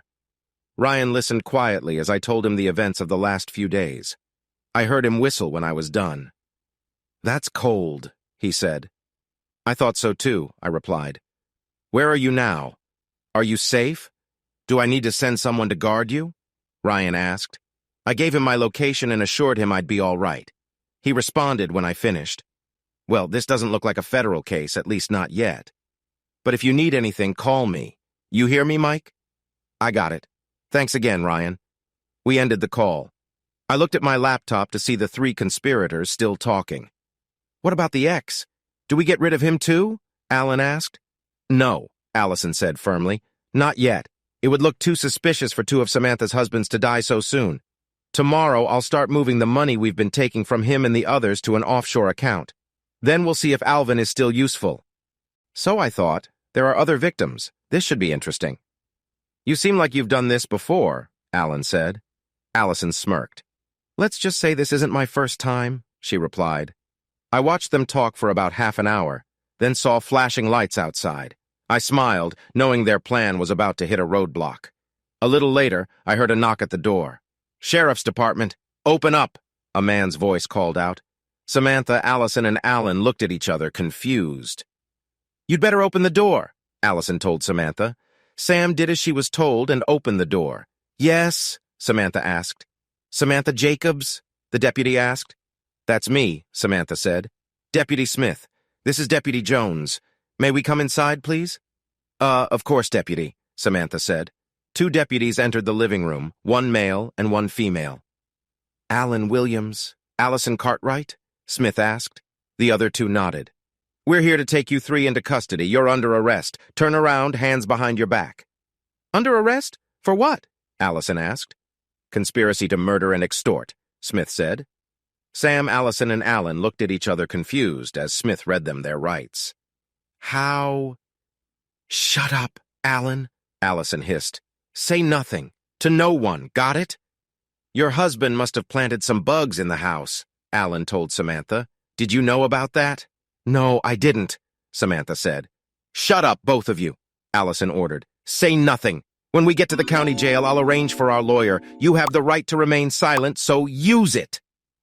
The deputies finished their work and led the 3 conspirators out of my house. The video ended when the door closed. I picked up my phone and made my second call, this time to Alice Hawkins, my lawyer. What's going on, Mike? Why are you calling me after hours? Alice asked. I just wanted to let you know Sam and her 2 partners have been arrested, I said. Arrested? For what? Conspiracy to murder and extort. I have their plan on video, I told Alice. Oh my God, Alice exclaimed. Can you send me a copy of that video? Already on it, I said as I prepared to email the video. Well, this will help when I go to see Judge Banks about the restraining order, Alice said. Would that be Judge Kenneth Banks? I asked. Yes. Why? Do you know him? I helped him about 10 years ago, I explained. Helped was a term we used in the task force for aiding targeted husbands. Before he became a judge, I added. Couldn't that be a problem? Have you done anything for him since then? Alice asked. No, I said. Then it shouldn't be an issue. He may not even remember your name, Alice said. Maybe, but I doubt he forgot what I did. Well, don't worry about it. If he asks, I'll tell him. Otherwise, we won't mention it, she said. When do you go before him? I asked Alice. Tomorrow afternoon, 1 o'clock. I also have a motion to unfreeze your accounts and a demand that Samantha return at least 35% of what she took. I'll argue those in front of Judge Banks. Hopefully, with Samantha in custody, I'll have good news for you by this time tomorrow." "I look forward to that," I said. "As do I. Get a good night's sleep, Mike." "I'll talk to you tomorrow," I said, ending the call. It was time for my third call of the evening, this one to Wilson Langley, who was Samantha's boss and also the boss of Allison and Alan. I had Wilson's personal cell number because I had helped get him as a client. I had only called him on this number once before after he signed the contract with ISS. "Langley," the older man answered quickly. "Mr. Langley, this is Mike Jacobs from ISS. How are you tonight, sir?" "I'm having a nice steak dinner with friends," he replied. I could hear the buzz of conversation in the background, like he was at the country club where my father often ate. "Why are you calling, Mr. Jacobs? Is there an issue with the security at my office?" "No problem with your office, Mr. Langley, but there is a problem with 3 of your employees." "Oh? What kind of problem?" "A legal one. They've been arrested," I said. "They're on their way to the county jail right now." "What?" Langley hissed. I could tell he was covering the phone to speak to his guests. Then he continued, "Hold on, let me find a quieter spot." I heard him move away from the table, and then he came back on the line. "What's going on, Mr. Jacobs?" "My wife, Samantha, your executive assistant, has filed for divorce from me," I explained. "Yes, I know about that. I have video of her, Alan Williams, and Allison Cartwright planning to kill me. I also have evidence of them trying to blackmail me," I told him calmly. "Because of our business relationship, I thought you should know." "Damn," he swore. "You have proof of this?" "Yes, sir. I have video from my own home. I believe there's more to it, and I'm investigating." "Are you accusing me or my firm of any crimes?" Langley asked quietly. "I have no evidence against you or your firm, Mr. Langley." "Not at this time, but all 3 accused work for you," I said. "Yes, they do, at least for now, but everyone gets a chance to defend themselves, Mr. Jacobs. They'll have their day in court, and if your claims are true, I'll fire them. Does that work for you?" he asked. "Yes, that works, Mr. Langley," I replied. "Good. And thank you for informing me, Mr. Jacobs." "You're welcome," I said, ending the call. There was one more call to make. I looked at the information Terry had given me about Alan Williams and made my next move. I dialed the New York number for Alan and Rhonda Williams, hoping Alan's wife would answer. A woman picked up after 2 rings. "Williams' residence," she said. "May I speak with Rhonda Williams, please?" I asked. "This is Rhonda," the woman replied. "Mrs. Williams, my name is Mike Jacobs. I have some bad news about your husband, Alan." I heard her sigh before speaking. "What has my husband done now?" she asked quietly. "Your husband has been cheating on you with my wife," I told her. "You have proof of this?" "I have video of them together." "Damn him," Rhonda hissed. "I told him if this happened again, we were through." "There's more, Mrs. Williams," I said. "Please call me Rhonda," she said. "So there's more?" "Yes, Rhonda. Call me Mike. Your husband has been arrested for planning to kill me and for blackmail. More charges may come. He and 2 others are on their way to the county jail as we speak," I said. "Oh my God," Rhonda whispered, sounding sad. "I'm really very sorry about this. It's not your fault, Rhonda. He made these choices. Now he has to face the consequences." "Yes, you're right. Can you send me the proof you have?" "Of course," I said. Rhonda gave me her personal email, and I added it to my contacts. "I'll send you everything I have as soon as we hang up. Again, I'm sorry about this." "Like you said, Mike, it's not your fault. Alan made his bed. Now he has to lie in it. Thank you for telling me," Rhonda said sadly. I felt bad for her and her children, knowing the media would make a big deal out of Alan's actions. We ended the call, and I kept my promise. I emailed her all the videos I had of Alan with a short note expressing my sympathy. One more call to make, and it would be the hardest. I picked up the phone again and called Pop. He answered after the second ring. "Sam's been arrested," I said quietly. "Yes, I know." "She called me from the county jail," Pop said. I could hear the sadness in his voice. "She says they're charging her with planning to kill you. Is it true?" "I'm afraid so, Pop," I said. "I have it on video." "I can't believe she would do something like that," Pop sighed. "She did, Pop. Anyway, now it's up to the police." "Who else knows?" Pop asked. Her boss, Wilson Langley. I told him a few minutes ago. I also spoke to Alan Williams' wife in New York, and my lawyer. You know this is going to make news headlines, Pop said. Probably, I said. Things like this usually do. Pop chuckled at that. We'll get through it, Pop finally said. Thanks for telling me. You're welcome, I replied.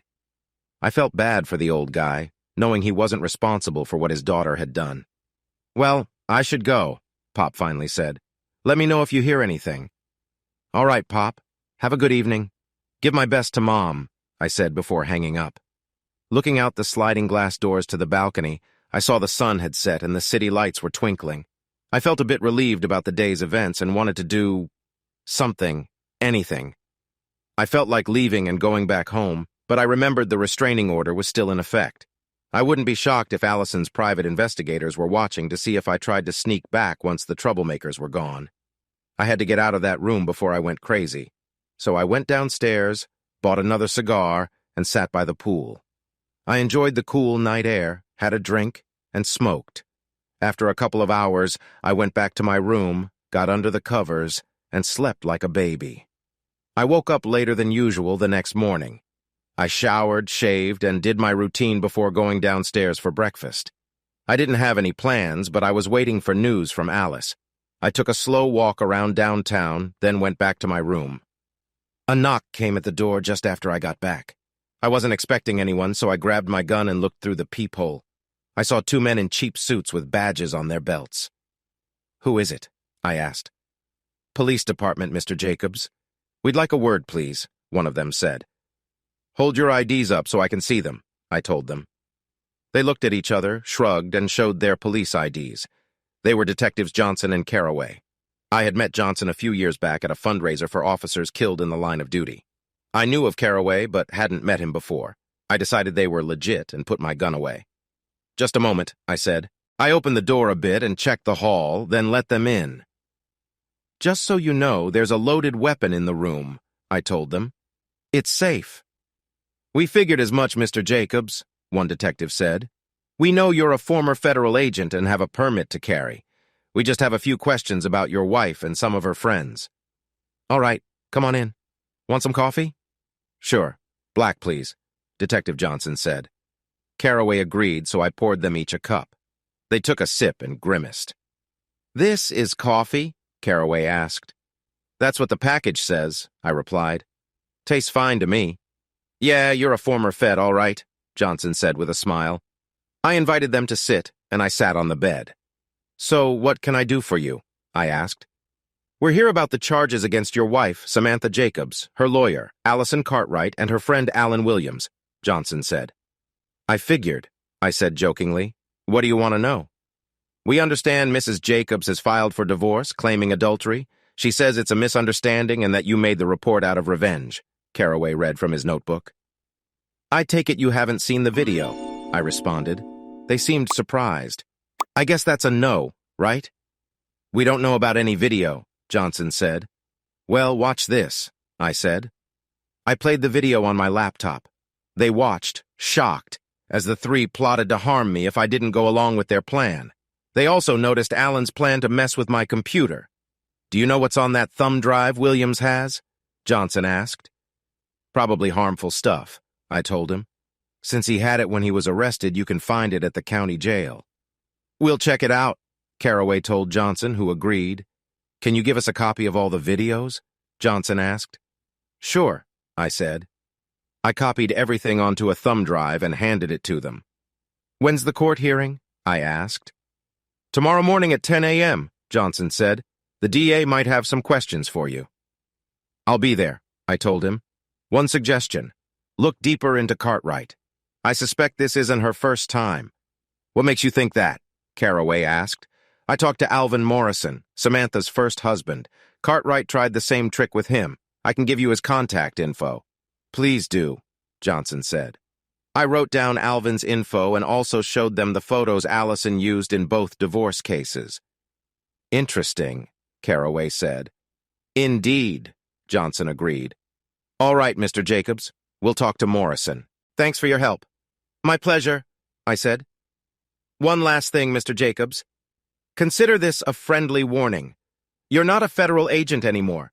Pulling a gun on officers isn't smart, no matter the reason. Let us handle this, okay? Got it, Detective Johnson, I said with a smile. We all shook hands, and I walked them to the door. Seeing it was time for lunch, I ordered a sandwich from room service and watched some TV while I ate. Alice called me in the afternoon. She informed me that Judge Banks had not only canceled the restraining order, but also unfroze my accounts and made Samantha return 30% of the money she had taken from me.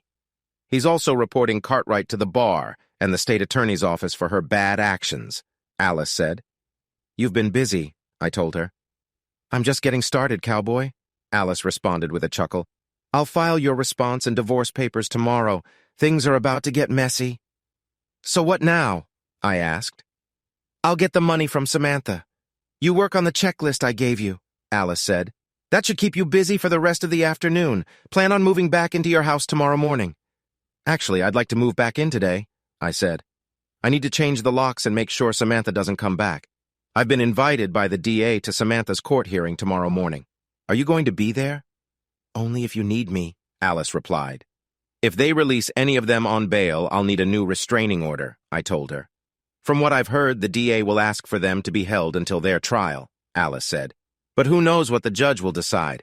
Okay, I'll be there just in case. Thanks, I said. After ending the call with Alice, I called Pop.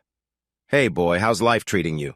The older man asked, sounding his usual gruff self. Doing better, Pop. Thanks for asking. Listen, the restraining order has been lifted, and I plan to be back at the house tonight. Can you get some of your guys over there to get Samantha's stuff out? Yeah, I can do that, son, he said. You think she'll be out on bail soon? Not from what I've heard, but you never know with these judges.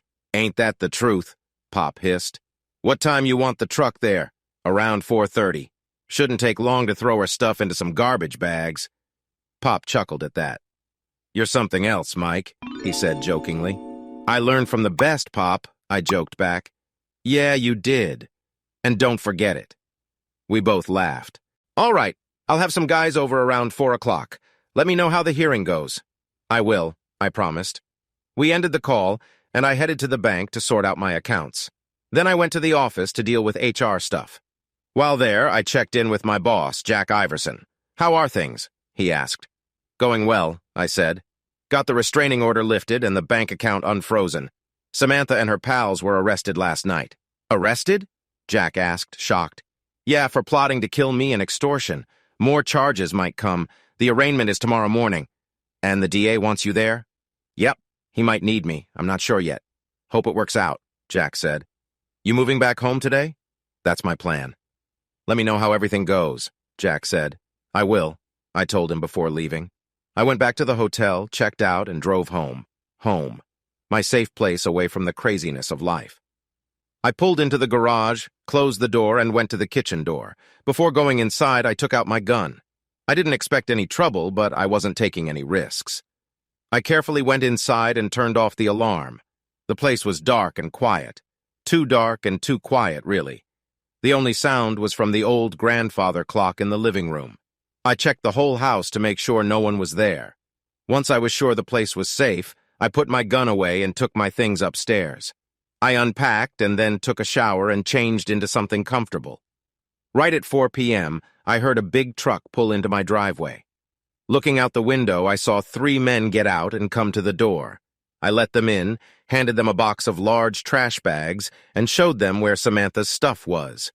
One man started putting her clothes into bags, while another emptied her drawers and toiletries into another bag. I showed the third man around and pointed out the furniture, pots, pans, dishes, CDs, and other stuff Samantha had brought. While they worked on getting Samantha's stuff out, I unlocked my office door and checked everything there. It looked fine, so I turned on my house stereo. Soon, the unique sounds of classic Tull filled the house. Yeah, I was home. Deal with it, I thought. I pulled out my phone and called a locksmith that ISS had suggested. I knew it was late, so I offered to pay extra for his services. He agreed and said he'd come right over. The last thing I needed was Samantha or her friends having access to my house if they got out on bail.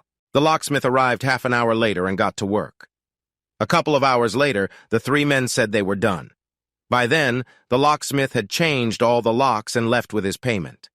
I walked through the house with Pop's guys to make sure they got everything. "What about the pictures on the wall?" one of the men asked, pointing at the photos of Samantha and me. "Nah," I said. "I need kindling for the fireplace tonight." They all laughed. "By the way, could you do me a favor?" "Sure, Mr. Jacobs. What is it?" "Call me Mike. I was wondering if you wouldn't mind taking the mattress off the bed in the master bedroom." "What do you want us to do with it?" the lead asked. "Maybe toss it in the dump, burn it, whatever. I don't care, I don't want it." I figured I would sleep in the guest bedroom and order a new mattress tomorrow. There was no way I was going to sleep on the mattress Samantha soiled with her cheating. "Sure, I understand, Mike," the lead said. "Come on, give me a hand," he said to the other two men. "Thanks, I appreciate it," I told him. They moved the old mattress down the staircase and tossed it without care in the back of the truck. I thanked them for their work and gave them each a $100 bill. They worked hard and deserved a little extra. We said our goodbyes, and I watched as they left with Samantha's stuff. Turning back to the inside of the house, I saw the empty spots where Samantha's things used to be. Oh well, I thought, this too shall pass. Tired and a bit hungry, I ordered some lasagna from Luigi's. The lady who took my order said it would take about an hour for delivery. That was fine with me. I could use the time to relax. With a cup of hot coffee from my Keurig, I sat in my recliner and turned on the TV to catch up on the news. A few minutes later, my phone buzzed, and I saw it was a call from Ron Wiseman. Curious, I took the call. "Mike Jacobs, you old dog. How's it going?" he asked. "I just got back to the house, got rid of her stuff and just relaxing. What do you have for me?" "Well, you'll be happy to hear I found no links between your wife and the old MMS, even though she's Pat Witherspoon's daughter. I did, however, find links between the old group and the lawyer Allison Cartwright." "Oh?" I asked, interested. "Yes, about 8 or 9 years ago. She used a different name back then. Ellen Griswold. Worked in upstate New York.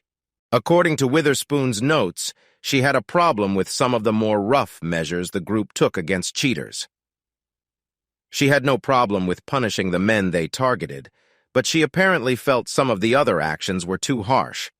When the group started getting into politics, she decided to leave. Mona Larson let her go, strangely enough. She left New York, changed her name, and had some plastic surgery. But there's more. I found a note by Larson where she thought about taking Griswold out. It didn't happen, though, because the note was written just a few days before Larson was taken out, and the job was never finalized.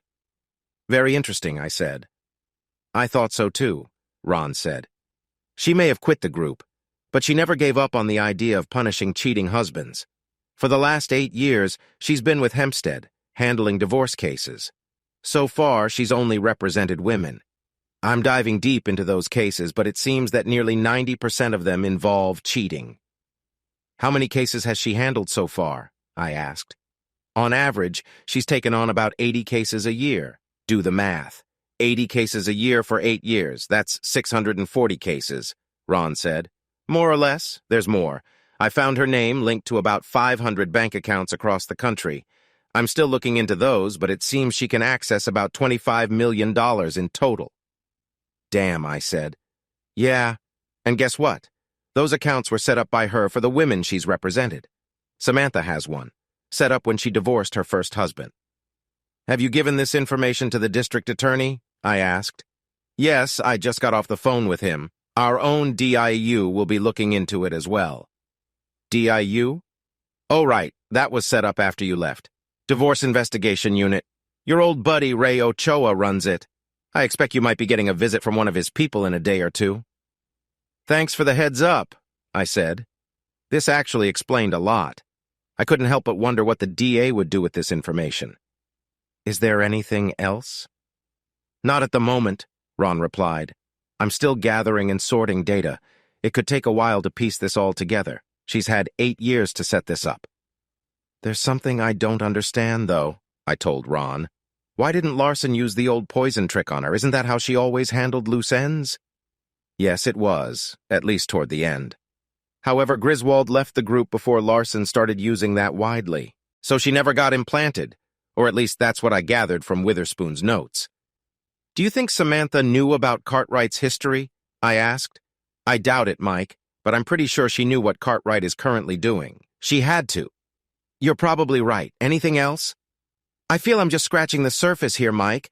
I'll know more over the next 24 to 48 hours. Okay, well, thanks, Ron. I appreciate it. How's everything with you and Amy, by the way? I asked. We're doing great. Thanks for asking. Her knife-throwing skills are getting better with every new executive her company hires, Ron joked. I laughed at that. They must be, I joked. But on the upside, the number of harassment complaints has dropped to almost nothing, Ron said, half joking. We ended the call, and I turned back to the TV. Before long, my dinner arrived, and I enjoyed my lasagna while watching an old John Wayne movie. I followed that up with a drink and a cigar. I suppose this is where guys in my situation think deeply about life, love, and the meaning of the universe, which, as I recall from the old movie, is 42, or something like that. Yes, I'm sad and deeply hurt. But I'm not made that way.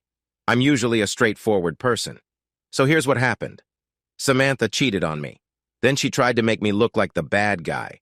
She even got a shady lawyer involved. She wanted to take my house and most of my money using fake evidence. And to make things worse, she and Allison even talked about having me killed if I didn't go along with their plan. I found out she had done this to another guy before. She probably thought she could do it again, but she messed up this time. I really hate losing arguments. Maybe I should have checked her background before we got married. But when you're in love, you don't think about those things. Yes, I was in love with Samantha once. I trusted her a lot, maybe too much. But that's in the past now. Samantha made a big mistake. Now she has to face the consequences. I remember telling Allison that they had declared war. The first part of my counterattack is done. The restraining order on me is lifted. My bank accounts are free, and I'm back in my house. Samantha is in jail now. I will do everything I can to keep her there, along with the others who helped her. Tomorrow is phase 2 of my plan. I will be at her court hearing. If the district attorney needs me to speak, I will tell the court everything I know. After finishing my cigar, I went upstairs, got undressed, and crawled into bed in the guest room. It felt good to be home, even if it was in the guest room. The house felt empty without Samantha, but I put that thought away. I had to treat this like an important job, putting my emotions aside. Tomorrow is another day, and from now on, I will be in control. I don't like to lose an argument.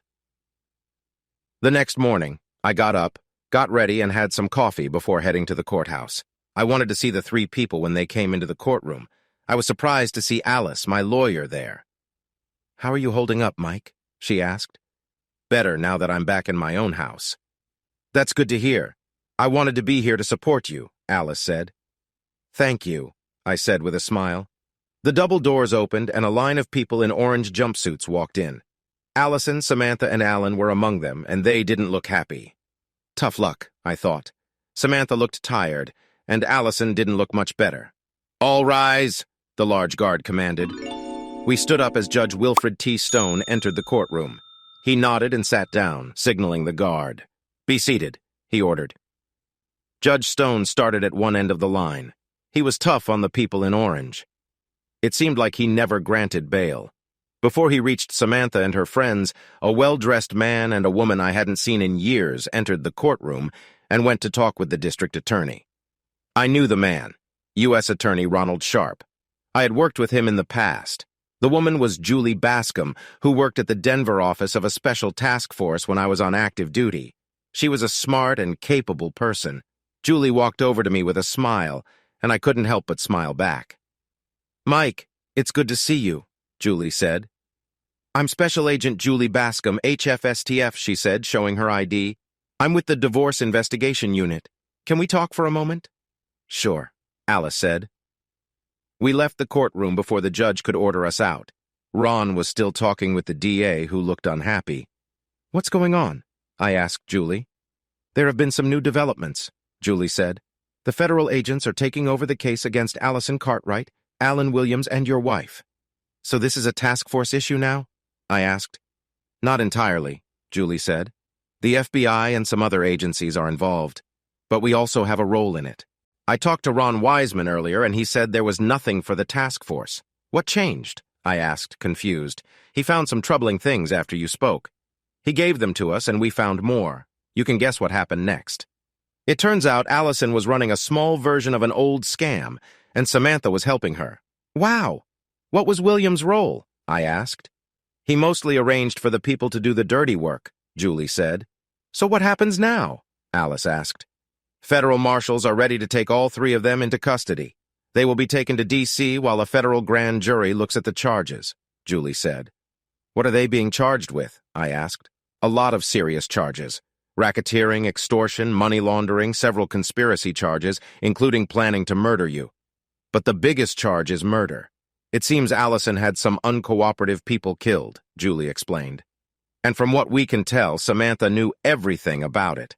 Overall, it's a pretty messy case. What about Williams? I asked. The evidence shows he set up the accidents that killed 2 men, Julie said. And it looks like there's a third death linked to Williams. The U.S. attorney is pushing for the death penalty for all 3.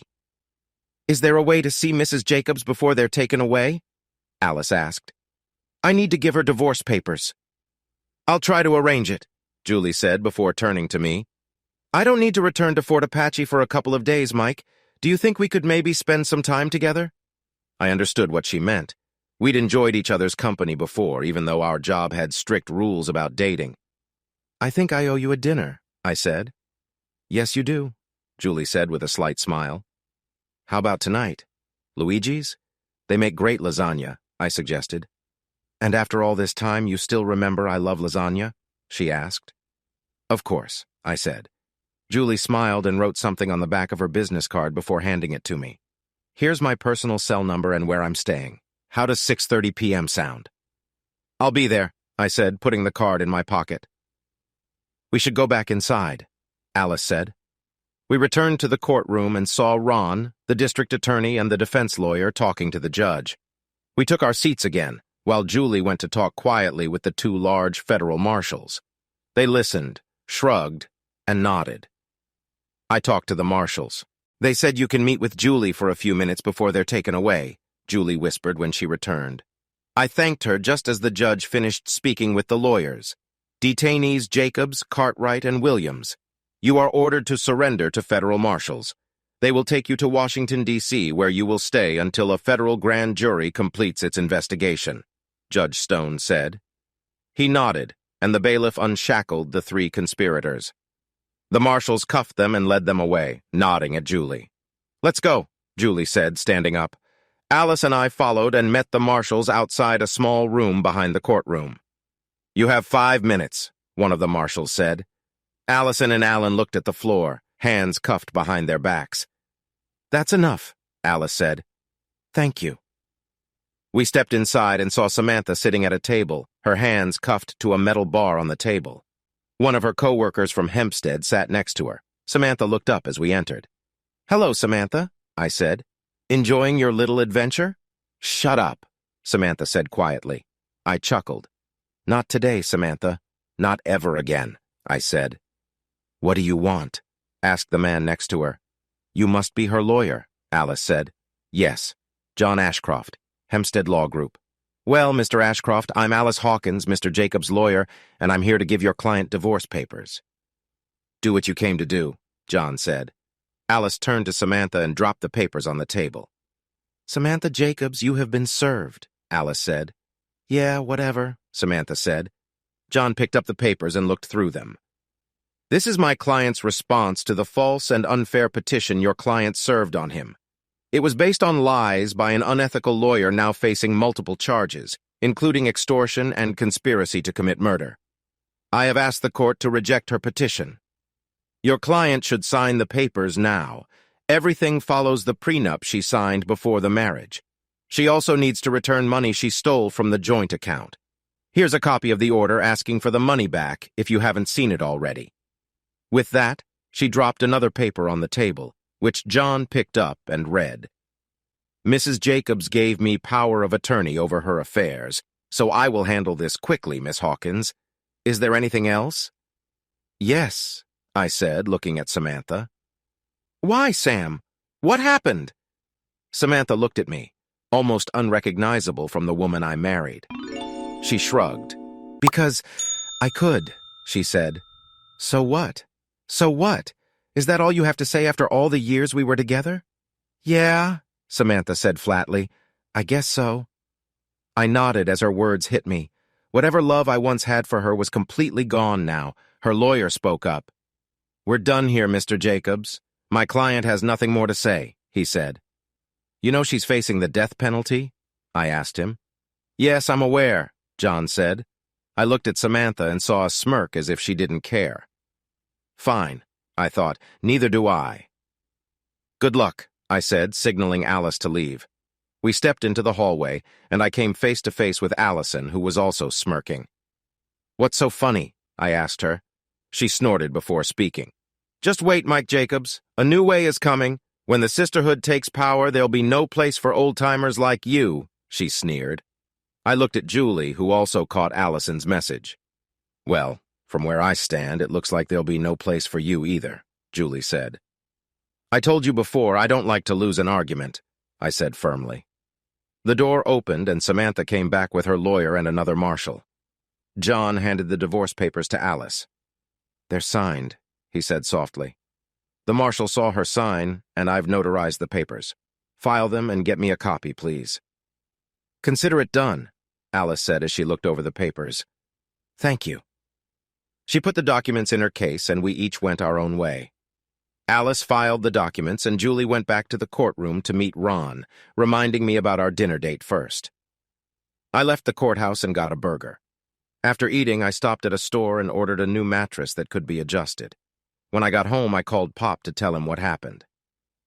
"What will happen to her?" my father-in-law asked. I could hear the sadness and disappointment in his voice.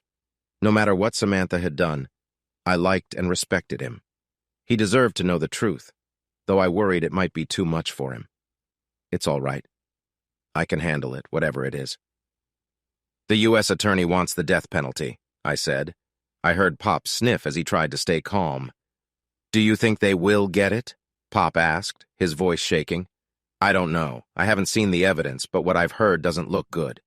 "She's my only child, you know," Pop said quietly. "I know. Does she have a good lawyer? The federal prosecutors can be very tough." "I think her firm has that covered," I told him. "Tell me something, honestly. Is this what you want for her?" Pop asked. "Honestly, no. I want her out of my life, and I want her to pay for what she did. But I don't want her dead." "Thank you for that, son," Pop said. "What are you going to do?" "I plan to move on, Pop. I'll likely be called to testify. Of course, I'll tell the truth and let the jury decide. From what I've seen, Samantha has a lot to answer for." "I understand," Pop said. We talked for a bit, and the call ended on a somewhat happier note. After that, I called Luigi's and got us a table for two for that night. I wasn't sure what to expect from my date with Julie. We had met years ago when I was a federal agent. Still, nothing came of it then because of the job. I wondered what it would be like to spend more time with her now. I reached Julie's hotel and called her to say I had arrived and was coming to her room. I was speechless when she opened the door. Julie's long, wavy hair fell over her bare shoulders. She wore a short black dress that fit her nicely. This was the first time I had seen her in something other than a dark suit, and I was stunned by her beauty. "Cat got your tongue, Mike?" Julie asked with a playful smile. "You're absolutely stunning," I stammered, feeling like a teenager on his first date. "Thank you," Julie replied, "and I must say you look quite sharp yourself." I offered her my right arm, needing my left for my cane. She took it, and we walked to my car. Like a true gentleman, I opened the car door for her. "This is a very nice car, Mike," Julie said when I got in. "Thank you. It's one of the perks of being an executive. Wait until you hear the sound system." "You still like Jethro Tull?" Julie asked. "You even have to ask?" I responded. "Listen to this." I started the system, and the sounds of Thick as a Brick filled the car. It's one of my all-time favorites. I knew Julie liked Tull, too. At least she did the last time we talked. "So where the hell was Biggles when I once worked with someone like that, and it made me really angry?" I laughed a bit at that. "I understand. So what's this DIU thing about? I don't remember anything like that when I was in the service." "Divorce Investigation Unit," Julie explained. "It's pretty new, made after the President Pierce incident. We check out serious claims of abuse and cheating to see if there's any link to MMS or similar groups." "Must keep you really busy," I said. "Sadly, it does, more than I'd like," Julie said with a sigh. "I'm curious how many of your cases turn out to be true?" Julie finished for me. Not many, about 2%. But that's still more than we'd like. Your case was really interesting. Oh? How so? There were no usual signs. But your soon-to-be ex-wife is the daughter of the most infamous MMS agent, and her lawyer was part of that group. That got our attention fast. I can't say much more because it's with a federal grand jury now, but Wiseman and his team found a lot. It looks bad for all three of them. Your guy Torres also found important stuff. I'm glad he could help. Have his findings been given to the right people? Yes, they have. He's been told not to share everything he knows. It's a matter of national security, so please, don't be too hard on him. I won't. Terry is good. I trust him. Thanks for the heads up. You're welcome, Julie said. So what's this talk about a new way and sisterhood? I heard about it from Allison and Samantha earlier. You picked up on that, Julie responded. After MMS's old structure fell, the group changed. It went global and became more extreme. They even murdered a county commissioner in Texas recently as part of an experiment. Damn, I shuddered. We're not sure if those are new names for the group or just terms they use. Could be both. They're much more dangerous now than when you were in the service. You need to be very careful. Careful is my middle name, I joked, making her laugh. Just then, our food arrived. We both ordered Luigi's special lasagna, dripping with cheese and full of meat and mushrooms. We both dug in, using our breadsticks to mop up the extra sauce. This is delicious, Julie said. It's one of my favorites. I could eat it until I'm sick. I can see why, Julie said. By the way, there's a nice dance club next door. After we eat, would you like to go for a drink and maybe dance a bit? I asked. Why, Mike Jacobs, if I didn't know better, I'd think you're trying to charm me, Julie said with a laugh. What, me? I said, pretending to be shocked. Yes, you. But honestly, I'd love to have a drink and a dance with you. That is, if you can keep up with me. Well, I mostly stick to slow dances these days, I teased. Julie's smile got bigger, showing her dimples. I could get lost in those dimples. How do you manage with? She asked. I learned to improvise, adapt, and overcome, I told her. In that case, I'd love a couple of slow dances with you, Mike, Julie said with a promising smile. Our waitress brought the check, so I handed her my card. She came back a few minutes later, and we finished up. We headed to the dance club, which wasn't too busy. Julie drew a lot of attention when we walked in. I could almost hear the men talking about her. They had no idea what she could do if they crossed a line. We found a table and ordered drinks. When the band started playing a slow song, I asked Julie to dance, and she said yes. We went to the dance floor. I put my right arm around her and held my cane in my left hand. Julie moved close to me as we danced. Slow and steady was the trick. You're so light on your feet, Mike, Julie whispered as I held her close. I breathed in the scent of her hair as she rested her head on my shoulder. Where there's a will, there's a way, I whispered back.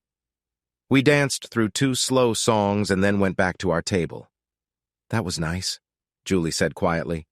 I never thought of you as a dancer. Things have changed over the years. Dancing helped me a lot during my therapy. Did you and Samantha come here often? I tried to make it a weekly thing, but the last few months were tough. She was distant. I thought it was work stress. Now I know better, I said. Enough about my problems. How have you been? Met anyone special? Not really, Julie said with a laugh. Maybe it's our job. We see so much pain. Not the best for a relationship. I understand, I said. I did meet someone once, Julie said thoughtfully. But he turned out to be a jerk, a player. I dumped him and moved on. I'm sorry to hear that, I told her. Don't be, Julie said with a shrug. I'm just glad I found out before it was too late. Yeah, so what's your plan now? I plan to stay with the task force. I'll retire in a couple of years. Maybe buy a condo by the beach and live with my cat. That's quite a life plan. I guess so, Julie said. She looked sad, so I tried to cheer her up by changing the subject. Why don't we leave this place and listen to some music? Do you still have that collection of Tull records? Julie asked. Yes, I do, I told her. I've even added more since we last met. Well, let's go then, Julie said, putting her arms around my shoulders. Where did that come from? I asked, surprised. A book I read online, Julie answered. Are we going or what? Yes, ma'am, I said, grabbing my cane. We paid our bill and left the club to go to my place.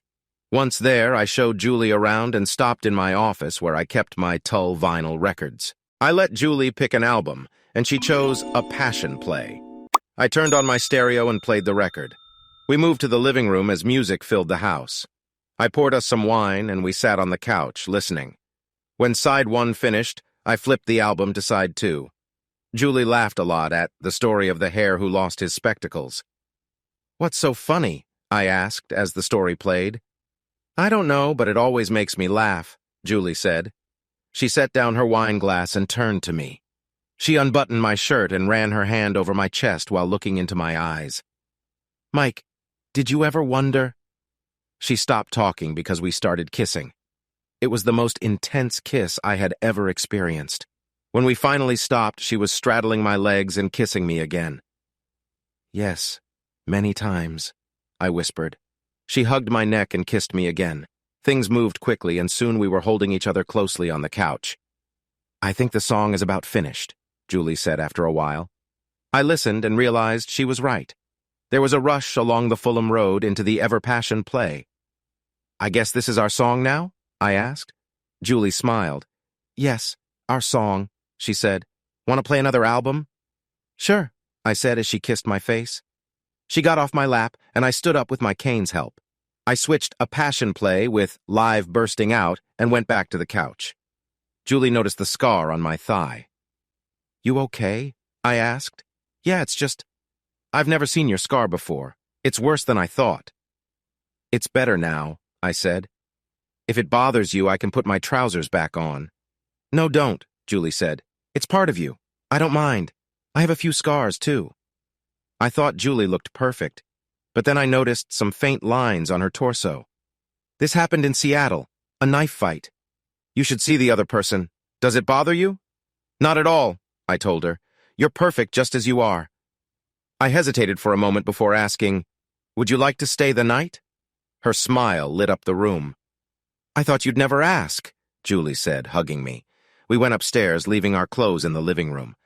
"I hope you don't mind using the guest bedroom. I'm getting a new mattress for the master bedroom." "That explains the box springs. I thought maybe you had some kind of strange hobby," Julie laughed. We both chuckled at that. We got into the guest bed and snuggled for a while. "I really enjoyed our time together. You have no idea how long I've wanted this." "Really? I'm glad you enjoyed it. I did too. Honestly, I wish it didn't have to end." Julie smiled, kissed me, then moved closer to me before we fell asleep. That was something Samantha had never done. Julie softly kissed her way up my body and we were together again, this time deeply connected. We made love and then fell asleep in each other's arms. The next morning, I woke up to the smell of bacon. After freshening up in the bathroom, I quickly put on some casual clothes. I went downstairs to find Julie in the kitchen wearing one of my long-sleeve shirts. "Good morning, sleepyhead," she greeted me with a smile and handed me a cup of coffee. "Breakfast is almost ready." "You're spoiling me, you know that?" I said after giving her a kiss. "Isn't that the idea?" she replied with a grin. She then brought 2 plates with eggs, bacon, and toast, handing me one and placing the other in front of her. "This is delicious," I said after tasting the eggs. "Thank you," Julie replied. "Though eggs are hard to mess up." "Maybe," I said, "or maybe it's special because you made it." "Thanks for last night," Julie said with a hint of sadness. "I really needed that." "I think we both did," I agreed. "That was the best night I've had in a very long time. I wished it would never end. But I know you have work to do. I get it."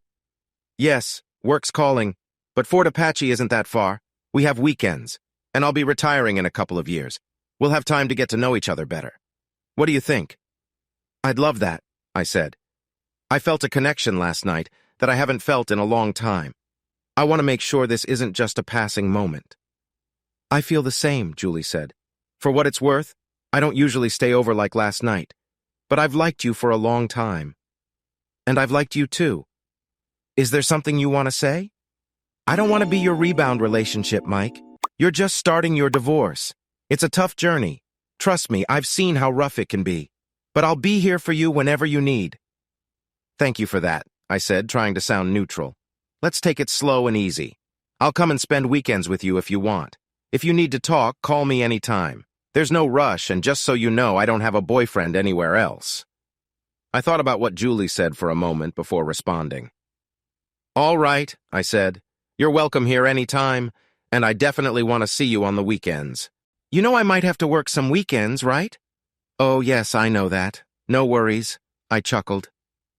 I won't forget, she said, but I need to get dressed. I have a meeting with the U.S. attorney later, and I don't think he'd like me showing up like this, Julie added, pointing to the shirt. I smiled. I like seeing you dressed like that, I laughed, making Julie smile. You're naughty, Julie teased. Yes, I am, I joked back. We hugged and kissed for a bit before Julie got dressed and went upstairs. I watched her go with a smile, then cleared the table and did the dishes. Julie came back downstairs later, dressed and ready to go back to her hotel. I grabbed my keys and we drove there. When we arrived, she gave me a long kiss. What do you want for dinner tonight? I asked. Surprise me, Julie said with a smile. I have to fly back to Fort Apache tomorrow. Think you can handle one more night with me? I think I can manage, but I'll have to tell my other girlfriends that I have a date, I joked. Yeah, right, she said, playfully smacking my arm. I'll call when I'm done, okay? Sounds good. By the way, you should have this, I said, handing Julie a key to the house and a card with the security code. This is the code for the alarm. Enter it within a minute of opening the door. Thanks for that, Julie said, taking the card. She gave me another kiss, then got out of the car and went into the hotel. I waited until she was inside, then drove to the office. Hey, are we going casual today and no one told me? Jack asked when I walked in. I laughed. I guess you could say that. Everything's going well, I replied. Good to hear. Have you seen Terry? I need to talk to him. I haven't, but he's around somewhere, Jack said. I'll call him then. No big deal. How did the arraignment go? Better than expected. Samantha and her friends are now in federal custody heading to Washington. They're being investigated by a federal grand jury. Interesting, Jack said. So are you back for good now? I think so. I do have a date tonight, though. A date? That was quick? Who is she? Her name is Julie Bascom. We served together. She's retiring soon. Well, enjoy your date. Don't do anything I wouldn't do, Jack joked. I laughed again. Yeah, right, I said before heading to my office. When I arrived, I called Terry. Hey, boss, I was just about to come see you. Is everything okay? I asked. Yeah, I just finished my final report. I'm eager to see it. I'll be there in 5 minutes, Terry said before hanging up. True to his word, Terry came into my office 4 minutes later with a thick folder which he handed to me. Wow, you've been busy, I said, feeling the weight of the folder. Did you give a copy to the feds and Miss Hawkins? Yes, Terry replied. Special Agent Bascom was very happy to get it. You already know most of what's in here. I have a full file on that Williams guy and on Morrison's divorce from Samantha. It's not a pretty story. Did you send a copy to Williams' wife in New York? I asked. Not yet, but I will if you want. Please do. Consider it done. Anything on the photos? Yeah, I talked to my photo expert. He thinks those are printouts from digital images that have been edited. He can't say much more without seeing the original files. That makes sense, I said. Anyway, it's all in there. Everything I found in a couple of days. Hope it helps. Yes, it does, Terry. Great job. Thanks a lot. I owe you. My pleasure, boss, Terry said with a smile. I need to get back to work. Let me know if you need anything else. Will do, Terry, I said. We shook hands and I watched him leave the office. I spent the next couple of hours going through the folder Terry gave me and wondered if I ever really knew Samantha. I finally closed the folder and tossed it on my desk. It was all in the hands of the grand jury now. I caught up on my other work and noticed it was lunchtime, so I went out to grab a sandwich. While I was out, I thought about the dinner I would have with Julie. I wanted to do something special for her. At first, I thought about taking her to the new steakhouse, but then I decided to grill a steak for her at home. After lunch, I returned to the office and checked in with Jack. Jack, do you mind if I head out early? I need to stop by the store on my way home. Sure, Mike, Jack said. We've got everything under control here. Thanks, Jack. I appreciate it. With a wave, I left and stopped at the store. I bought some thick steaks, potatoes, and all the sides. I also grabbed a bottle of wine, then headed home. My phone buzzed while I was preparing the meat, and I saw it was Julie. "Hey, G-Man," she said when I answered. I hadn't heard that in a while, and I smiled. "Hey, yourself," I replied. "How's your day going?" "Interesting," Julie said. "I wanted to check what you had in mind for dinner." "I'm grilling steaks with baked potatoes and green beans. How does that sound?" "Meat! Yes," Julie exclaimed. "I'd love a home-grilled steak." "Your wish is my command," I joked. "Any news?" "Yeah, I'll tell you when I see you tonight." "I look forward to it. I just need to go to the hotel to change, pack up, and check out. You still want me to spend the night, right?" Julie asked. "Of course." "All right, see you soon." We said goodbye and ended the call. I got back to preparing the meal, a smile on my face as I listened to my favorite song. I finished the preparations when the doorbell rang. I opened the door to find Julie with a clothes bag and an overnight bag. I invited her in. "You know you don't need to ring the doorbell. Mi casa es su casa." "I appreciate that, Mike," Julie said as she entered. "Oh, I smell that barbecue already." "I haven't put the meat on yet. I was waiting for you. How do you like your steak?" "Rare. So rare that it almost moves." "A woman after my own heart," I joked. "Let me put this stuff upstairs and I'll be right out," Julie said. "Need any help?" "I got it, but thanks for offering," Julie replied as she went upstairs. I went out and put the food on the grill and opened the wine. Julie came down, put an arm around my waist and kissed my cheek. That small act of kindness warmed my heart. With the food ready, I plated the steaks and potatoes. We went into the kitchen, added green beans, butter, and sour cream to the potatoes. "This smells so good, Mike," Julie said. "I hope you like it," I replied. "It's been a while since I grilled anything." "I'm sure I'll love it. It's been ages since anyone cooked for me. Next time I'll do the cooking, okay?" "You're on," I said. I watched her take the first bite of steak. She closed her eyes and savored the taste. "This is amazing, Mike. Perfect. Thank you for saying so." We ate our meal, chatting about small things. After we finished, Julie insisted on doing the dishes, and I let her. Then we moved to the living room with a glass of wine. "So, anything interesting happened today?" I asked after we settled on the couch. "Yes, actually. We looked at the evidence from Cartwright's house." She noticed my reaction. I figured they would search the place, but didn't know they had already done it. "I probably should have told you. The FBI searched her place the day after the arrest." Found loads. Oh? To start off, they found the digital files Cartwright used to make the fake photos. Believe it or not, she used the same set of pictures against hundreds of men over the years. "Wow," I said. "Yeah, it's crazy. We also found all the accounts Cartwright had access to. All the money in those accounts is frozen for now. It's millions more than we thought." "So she's been doing this scam for years," I said. "Yes, with Samantha's help too. And like you guessed, Williams's thumb drive was full of child porn. We also found the same stuff on Cartwright's computer. She was using that along with the fake photos to blackmail her targets. And we found proof linking Cartwright and Williams to at least 3 murders. That, on top of their plan against you. Sounds like they'll be going to jail for a long, long time," I added. "If Ron gets his way, all 3 will get the death penalty," Julie said. "We just have to wait for the grand jury. This could take months or even a couple of years to sort out, judging by what I saw." "What about all the men Cartwright scammed?" I asked. "That's a whole different mess," Julie said. "There will probably be a review of every divorce case Cartwright worked on, and I'm sure there'll be a bunch of lawsuits. Your lawyer, Alice, is eager to start on that." I laughed at that. "I'm sure she is.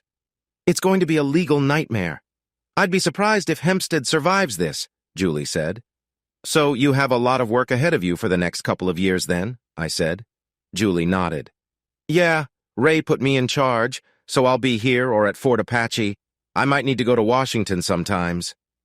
"At least you don't need to worry about where to stay when you're here," I told her. Julie smiled and hugged me. "No, I don't. I hope you don't get tired of having me around." "I could never get tired of that," I told her. We sipped our wine and enjoyed our second night of bliss. My divorce went through smoothly, as expected. Alice filed many lawsuits, and by the end, more than 600 men, including Alvin, got big checks. Alice lowered her fee by more than half, but still made enough to retire.